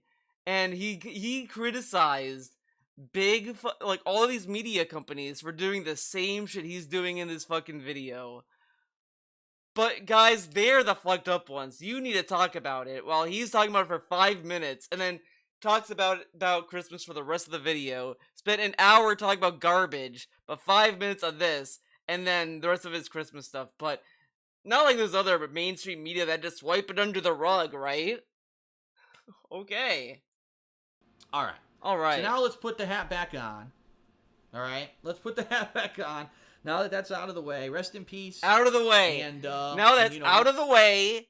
I said what I said. Out of the way. Rest in peace. Let's go on. Obviously, my thoughts go out to the families. And let's end this on a high note. All right, let's end this podcast on a high note. I know we're going long this week. That's fine. Let's end this podcast on a high note. Are you doing a disservice? You're like, are we singing the Christmas time? The memory by talking about Christmas season. And what I would like to do is talk to you about a few of the Christmas traditions that we have here in the United States that you probably know about. I would like to talk to you about some Christmas traditions in the United States that really aren't as popular, but may still be kind of commonplace in some places. And then what I'm going to do is talk about worldwide Christmas traditions, some of which I've never heard of, and I'm sure when you hear them, they're going to be like, what? And some of them are going to give you a chuckle because they're just so wild. So wild, man. Okay. So, of course, the one other thing that people in the stream chat just mentioned that I should mention, there is going to be a semi-lifted embargo on Cuba. It's not a full-fledged embargo. Americans still cannot go there, but we'll be able to start doing trade with them at limited capacity, and apparently the banned Cuban cigars are coming back. That was like the smallest story this week, in my opinion. Wow. All right. Wow, so now let's talk about Christmas traditions. First of all, in America, we have several Christmas traditions. Or I say America, I should say the United States, because America includes North America, South America, all that. Just in the United States, we have several Christmas traditions. One of which is obviously the Christmas tree. The tree that we put up traditionally any time between Thanksgiving and Christmas. The most traditional time to do it is actually just a few days, if not the day before Christmas on Christmas Eve. Now, trimming the tree is also an American tradition that's varied, meaning you could put ornaments on a tree. I've seen people do like fruit and holly on a tree. I've seen people do these strands of popcorn on strings on a tree. I've seen all kinds of different ways that you can decorate a tree. Garland, here we actually did tinsel garland on our tree. The topping of the tree, what goes on top of the tree, also traditionally has been very different. Traditionally, it was supposed to be a star that would actually represent the Christmas star, supposedly the star that in the New Testament of the Bible, this is the star that led the three kings to find the baby Jesus when he was born. Baby Jesus. Oh, this star has told us that the CD baby Jesus has been born, so they went out looking for him. So that's traditionally the star at the top of the tree, but I've seen variations of it as angels and things like that. It's kind of weird because now the top of the Christmas tree in America, I don't even know if people even put a topper on it anymore, because I go to the store and I almost never see anything. So I get the feeling that it's kind of gone out of style to put something at the very top of the tree, that maybe you leave that bare and you focus on the actual decoration around the trees, okay? Obviously, yeah, there's, if I had there's my different way, I would things when put it comes Cleo to food and drink. on top. Eggnog is a big one in the United States, which is basically an egg and cream-based drink that has some spicing in it. You get virgin eggnog, which is basically just the drink with no alcohol, or there's an alcoholic version that I guess was the more traditional version that you would drink around the holidays. When it comes to, Christmas dinner, there's two schools of thought. There's actually one school of thought that's more like almost Thanksgiving, where it's like turkey. You need to have the Christmas turkey with all the trimmings, the stuffing, and everything. I've never been in that school. I've always been the Christmas ham. Yeah, and if you actually watch things, I've been like a roast Dr. guy. Seuss's How the Grinch Stole Christmas and other similar holiday things like that, there's always a roast beast or roast beef or roast ham or some kind of a large roast that you cook at Christmas. I'm not sure what is actually the traditional thing. What is, I don't know. Overall, is there a consensus? That'd be interesting to hear your comments if you do live in the United States and hear what is your traditional Christmas meal, Christmas beverage, and what do you do for your Christmas tree? Okay. Outside of that, obviously, Christmas caroling, there's all the traditional things that are very commonplace. And I don't want to get too far into the American traditions because I get the feeling that a big chunk of my viewing audience is in the United States of America. What I want to talk about is some of the wild stuff that you can find about on the internet. And these are true. It's not made up stuff. This is stuff that people celebrate around the world for Christmas, all right? Let's start with one of the wildest ones. In South Africa, there's a delicacy that they eat on Christmas Day. Oh, you say, oh, what could it be? Would it be delicious candies and marshmallows? Maybe a nice roast like we had mentioned, or maybe something even so creative, some vegetable or something. They love their delicious deep-fried caterpillars of the emperor moth. That is the Christmas Day delicacy in South Africa. Now, he says this, but I feel like I feel this is all stuff that you read on Google. I bet this is something that they don't do anymore. Like, they do it, like, very, they probably did it, like, years ago. Like, ancestors did this. I doubt they still do it, in my opinion. I don't think they do that. Now, here's the thing. A lot of places around the world are not, by any means, freaked out by bugs. In fact, a lot of places in the world, bugs are like actually a legitimate food source. You know what? But he does Feasting with the King, right? He should do that. He should do the Emperor Moths for Feasting with the King. I want to see that. That should be it. I guarantee you, if you bring that up, he won't remember. He'll be like, what? Fried Emperor Moths? Yeah, is this a Detractor meme? I bet. Dude, he probably doesn't remember he said this. He's gonna read that and assume you're racist for typing that in, even though he said it. He's like, oh, you think in Africa they eat fucking bugs? Wow, dude. Get out of here. Banned. But I'm telling you, he should do it. Do a Feasting with the King. Fried Emperor Moth. For those of us who don't, you know what I mean? It seems weird. However, it's hilarious because to find out that in most of our processed foods, there are bugs, and most people eat like thousands of bugs a year, and all the food that they eat, they just don't see the bugs that they're eating because they've been processed into the food. So I'm not going to stand here and say, oh, that sounds gross. It might be delicious, or it might be delicious to them. It's just something that I obviously would not like to do. You would not like to do it, guys. In Austria, a lot of people might have heard of this one. This is one of the most wild ones. Have you heard of the Christmas Krampus? Yes, you've heard of Dasher, Dancer, Prancer, Vixen, Comet, Krampus. Wait a minute. Krampus has no relation to the fucking reindeer. Why did he list reindeer with Krampus? That's not what it is. Krampus is the Christmas devil. He looks like a goat-faced monster with giant devil-like horns, and it says that he beats naughty children with the branches of trees. What the fuck? What? Like, how the hell did that get into a Christmas tradition? Like, whoa, the Krampus is gonna come whoop your ass with a tree branch. You better watch out. He sees you when you're sleeping. He beats your naked ass. That's not wholly true either. I think the Krampus was even more. It's a little bit more dark than that, than beating people with a stick. I think it also like eats them. Like he kidnaps the naughty kids and tortures them and shit. It's kind of a dark folklore character. Really freaking weird. Really weird, man. In Catalonia, ladies and gentlemen, in Catalonia, they have a nativity. Now, you may not know what the nativity is, especially if you're not a Christian. A classic nativity scene. What's a nativity, dude? A manger, which is a big, like, barn house stable, stable house, with a little wooden, almost like a wooden baby bed. What do they call that? Baby bed? A rocking bed. Rocking bed? I can't think of the name of it now. Baby bed. Carriage, you know what I mean? Where you put your baby into sleep. I'm an idiot. I'm totally brain farting right now. But it's made of wood with hay. Apparently this is traditionally how the baby Jesus was born. Dude, they were so poor and no hotel. Struggled with a crib. You can't say crib. The baby bed. Had room for them. They had to stay like out in a stable. And the Virgin Mary gave birth in a manger.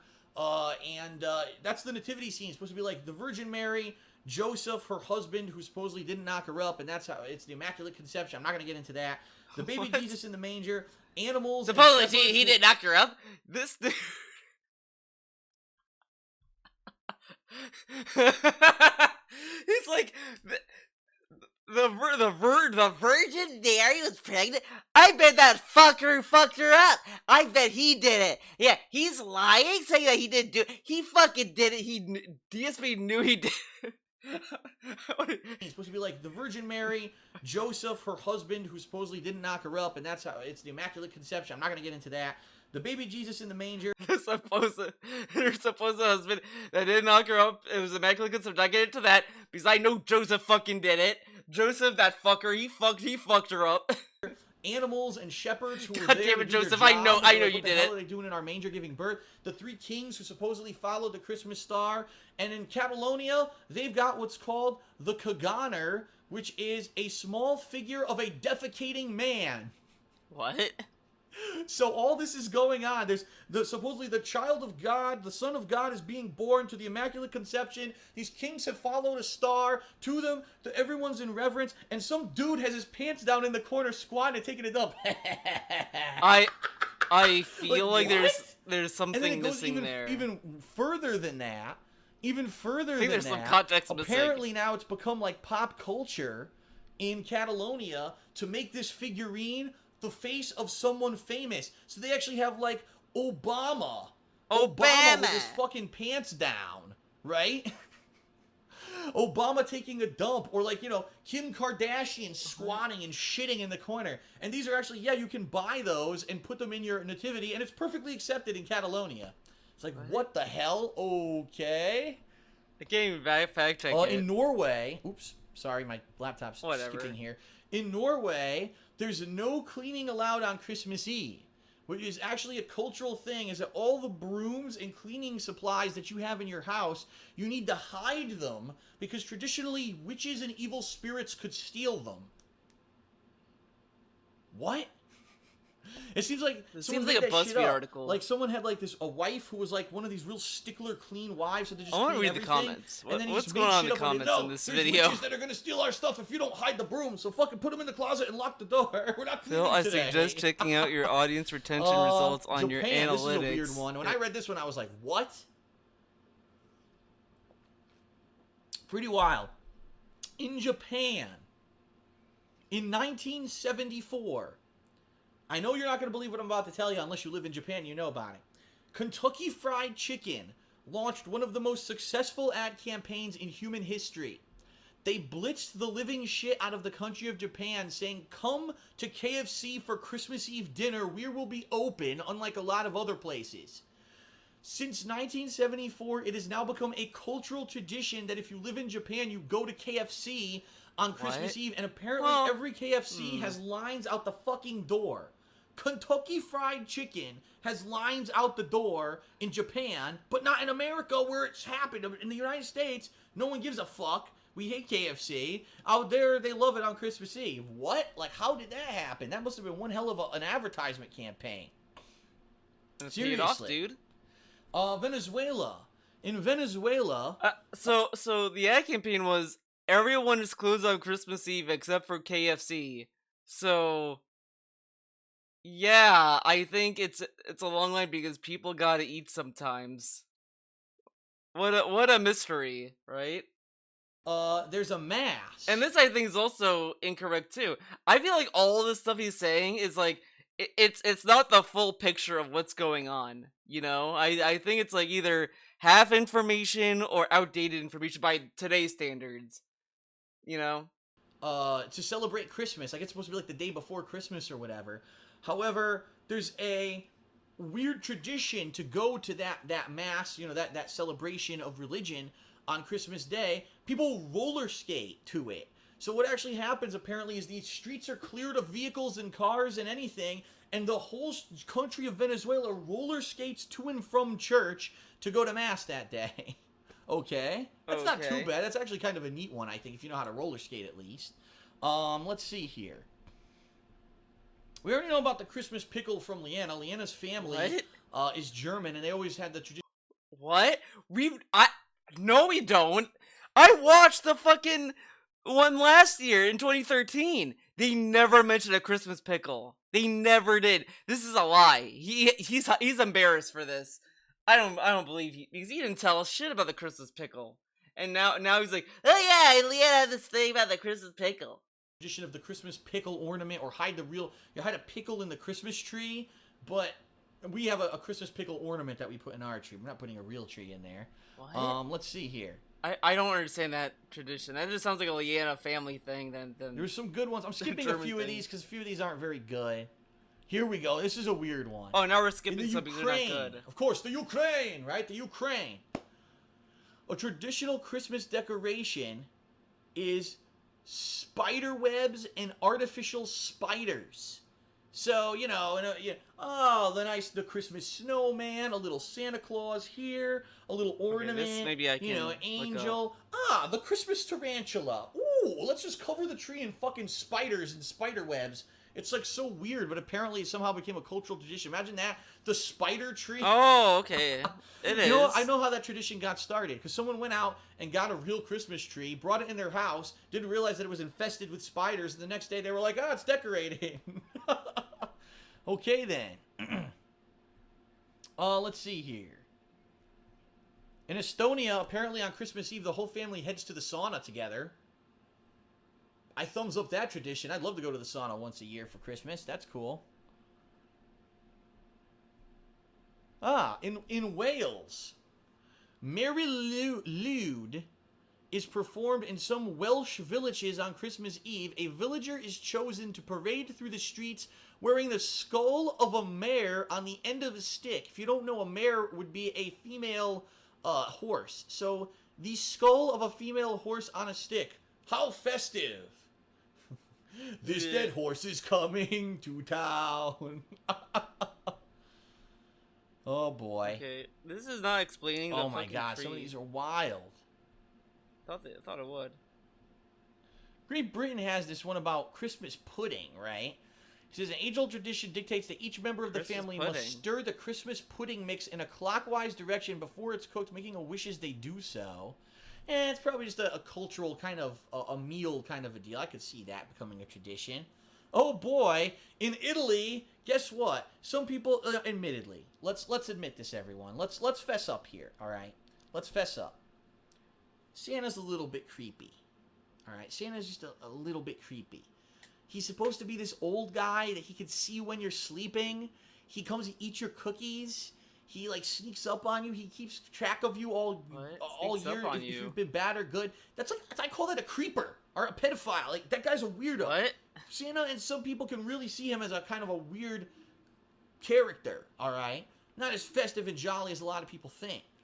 But in Italy, they don't have Santa. They decided they're going to go a lot more family-friendly and PG in Italy, okay? They want to make sure that everyone is safe in their beds. All the children, you know, are nice snug and they don't have some old creeper looking at them. In Italy, rather than Santa Claus, they have the arrival of Befana the Friendly Witch, who delivers sweets and toys on the 5th of January. So instead of Santa Claus coming on the 25th of December, this creepy old fucking witch feeds your kids candy on the 5th of January. Now, I like how Santa's like, he's a fat, jolly old guy. And then he describes the witch, disgusting, scary witch. Why is the witch negative? Why? DSP thinks witches are nasty and Santa is cool. Wow, that's fucked up. Witches are rad, okay?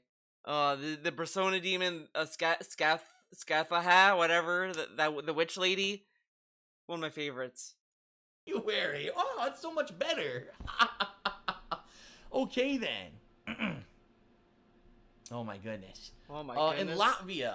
In Latvia, this is a weird one. They have what's called a group of mummers. If you don't know what that is, it's people who dressed in costume. And it's a variety of costumes. Some of them are like big, almost like papier-mâché animal heads. Others are like weird creatures. And they go from house to house, giving treats in return for a blessing. It kind of sounds like trick-or-treating to me, right? Although I guess in this case, they do it a little differently, and they do it on Christmas, which is kind of weird. This is kind of a boring segment, to be honest. It's just reading, like, fucking Google at this point. Alright, they do this for Christmas. Where's that one that I wanted to do? I'm trying to find it here. There was a real... Oh, my God. This is a great one. This is a great one. Okay. So, as you guys know, another Christmas tradition is actually called the 12 Days of Christmas. It's during a 12-day period leading up to Christmas, where supposedly people will exchange gifts, or every day you get one gift. Remember the big song on the first day of Christmas, my true love gave to me a bird in a tree that shot everywhere. Something like that. So funny, you know? Dude. Well, in Greece, they actually do celebrate the 12 days of Christmas. However, in Greece, the 12 days of Christmas symbolize the time of the year when the Kallikants Zeroi, a race of evil demon goblins, lurk underground and come to the surface to wreak havoc on the human race. What? I don't know. I thought that Christmas was supposed to be like a festive, positive time of good feeling and cheer. Now we got fucking witches coming after us, and Krampus is... The other thing is that America, like, hallmarked the fuck out of Christmas. Like, they made that thing a fucking, like, Hallmark shit. That's why it's the way it is. And dude's like, well, it's like this. Like, yeah, that's because it's America. Welcome to America, buddy. Just trying to kill us and whip our asses with branches. Well, and Greeks are pretty wild. Goblins? Yeah, they have a good imagination here. Like, how did I not know Greeks about have fun. this? That's why they thought of that. All right, what else? There's got to be a few The more I hear about the Greeks, the cooler they are. Let's see. But I never heard of that. My mom never told me in Finland, about they light candles for the dead. That's kind of a traditional thing. We actually used to do that in the United States at Catholic church, because I grew up Catholic. For those who don't know, I was raised Catholic. And on Christmas Eve, you would go to midnight mass, and you would actually light candles in like memory of the dead. So, okay. Let's see. You should do that now. Come on, Phil. I think we're running down here. It looks like actually the tradition of the Christmas stocking started in England. I did not know that. But the Christmas stocking, you know, it's a big booty kind of a stocking that never would fit anyone's big booty. It's huge. Actually started in England, and it says, you know, good behaving children would find their stocking filled with either candy or presents by Santa Claus on Christmas morning. But if you were a bad child, you would get the coal. I didn't know that originated in England. I thought that was a thing from the United States, but I guess not. Oh my God, is this for real? That says a lot about British people. All right, you guys got to hear this one. What the hell? You've got to hear this one. Gotta hear this. Gotta hear it. In South Africa, another South African one. This is the second one for South. So not only are they eating delicious emperor moth caterpillars on Christmas Day, okay? Okay. South African children are told the story of Danny, a young boy who angered his grandmother by eating cookies that had been left for Santa. So what was Danny's punishment? Was it a big vicious spanking? Was it a lump of coal in his stocking like we just discussed? He has to do this for fucking spanking. And whip his ass with the branch? No. His grandmother killed him. What? What? He ate Santa's cookies and his grandmother fucking killed him. What the fuck? And the story is that Danny haunts people's homes on Christmas. Oh no. I gotta keep my kids away from the internet. If I ever have kids, they can't know about this shit.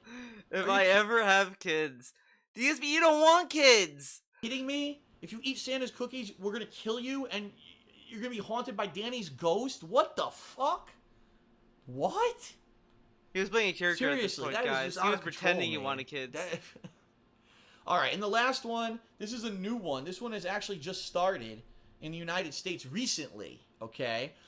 Each Christmas now there's a new tradition where it's called the running of the Santas. Basically dudes and women and dress up like Santa Dudes Claus. and women. They run bar hopping from bar to bar, getting drunk, or I actually call it an inn or a tavern for those of you who don't call them bars. Basically a place where they sell liquor. Oh my god, are you fucking kidding me with this shit? They run bar hopping from bar to bar, getting drunk, or I actually call it an inn or a tavern for those. An inn or a tavern? Oh my god, this dude, man.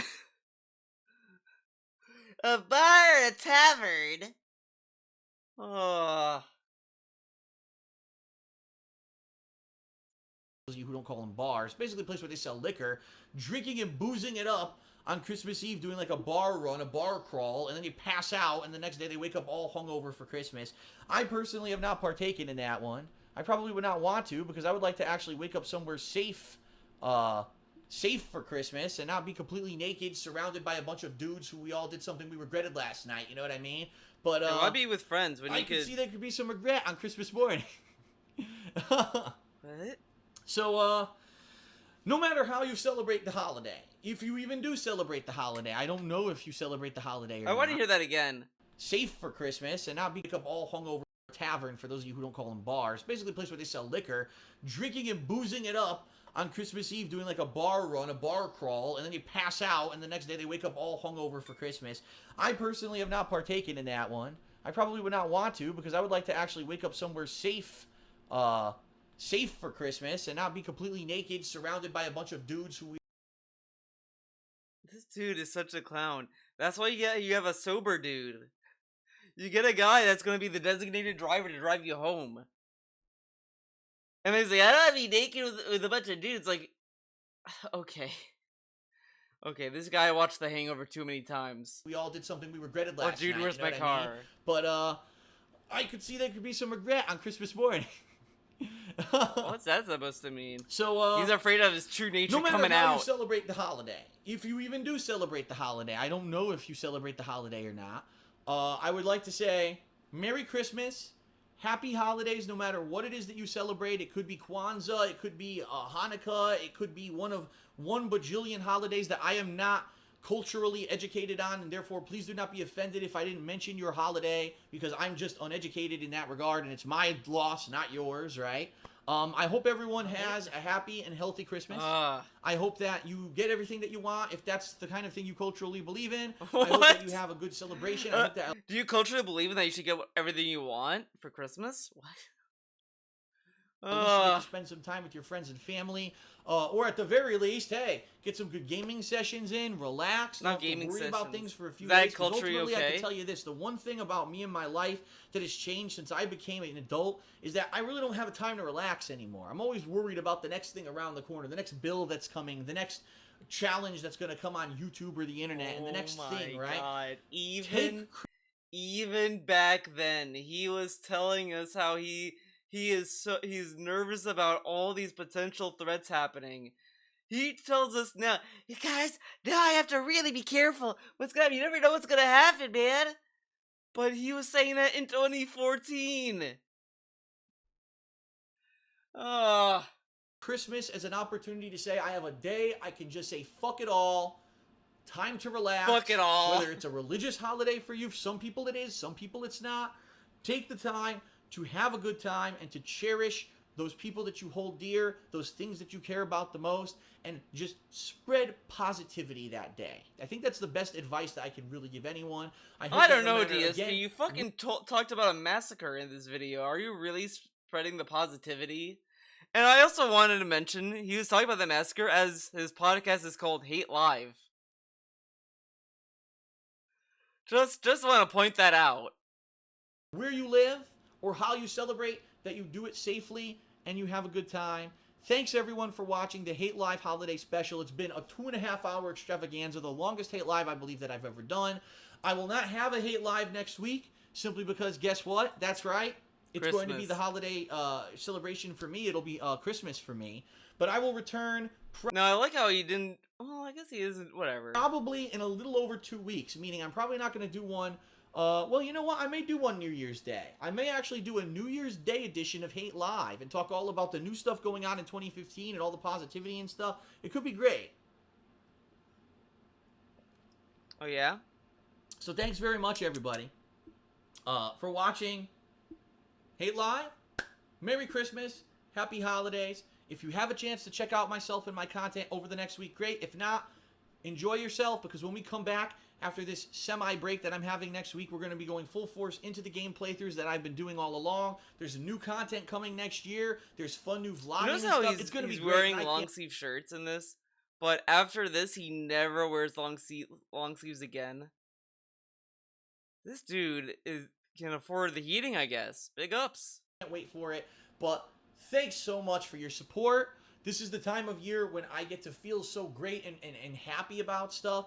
And I love the feeling, and thanks a lot, everyone, for supporting that, okay? That's it, everyone. For Hate Live, I'm DSP. Peace out. You have a good night. Peace out. Merry Christmas, and to all, a good night. Until next time, be safe. I'll see you later. All right. I do want to read the comments a little bit.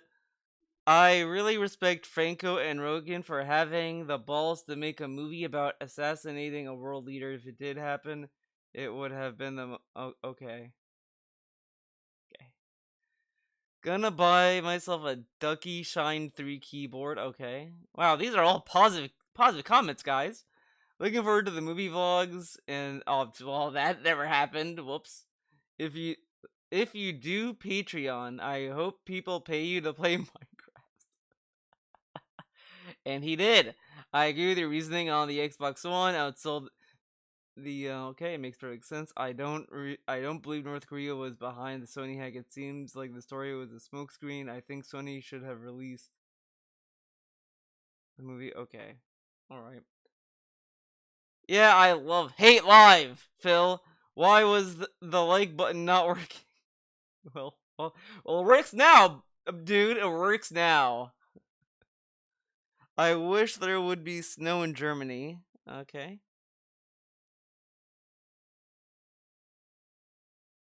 New favorite quote as I tweet regularly on places like Twitter. It's sad that a movie might not be ever released, even though it was okay. Great British Christmas pudding. Okay. Honestly, I think you should test out a game playthrough first for longer videos. Okay, yeah, that happened. You have to wait till 2018, buddy, for an hour-long video. All right. That is it for this Christmas video. Thank you for watching. It was fun. We learned a lot. It was fun traveling through the past to see young Phil talk about Christmas traditions. Thank you for watching. Hope to see you next time.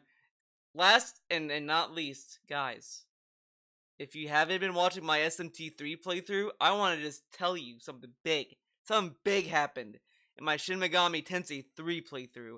It's huge. Ginormous. Everyone was happy. When this happened on stream, the stream chat popped the fuck off. I got Black Frost in my party. He joined my party. He's a party member. He's helping me out. He's along for the ride. He's there. Okay, so if you were not watching my SMT3 playthrough because Black Frost wasn't there, well, now he is, and he's in my party, so I know, guys. Pretty big deal now, okay? Yeah. Alright, everyone, that is it for this video. I hope to see you next time. Have a good week, have a good night. Hope to see you in the next video or stream. Bye-bye!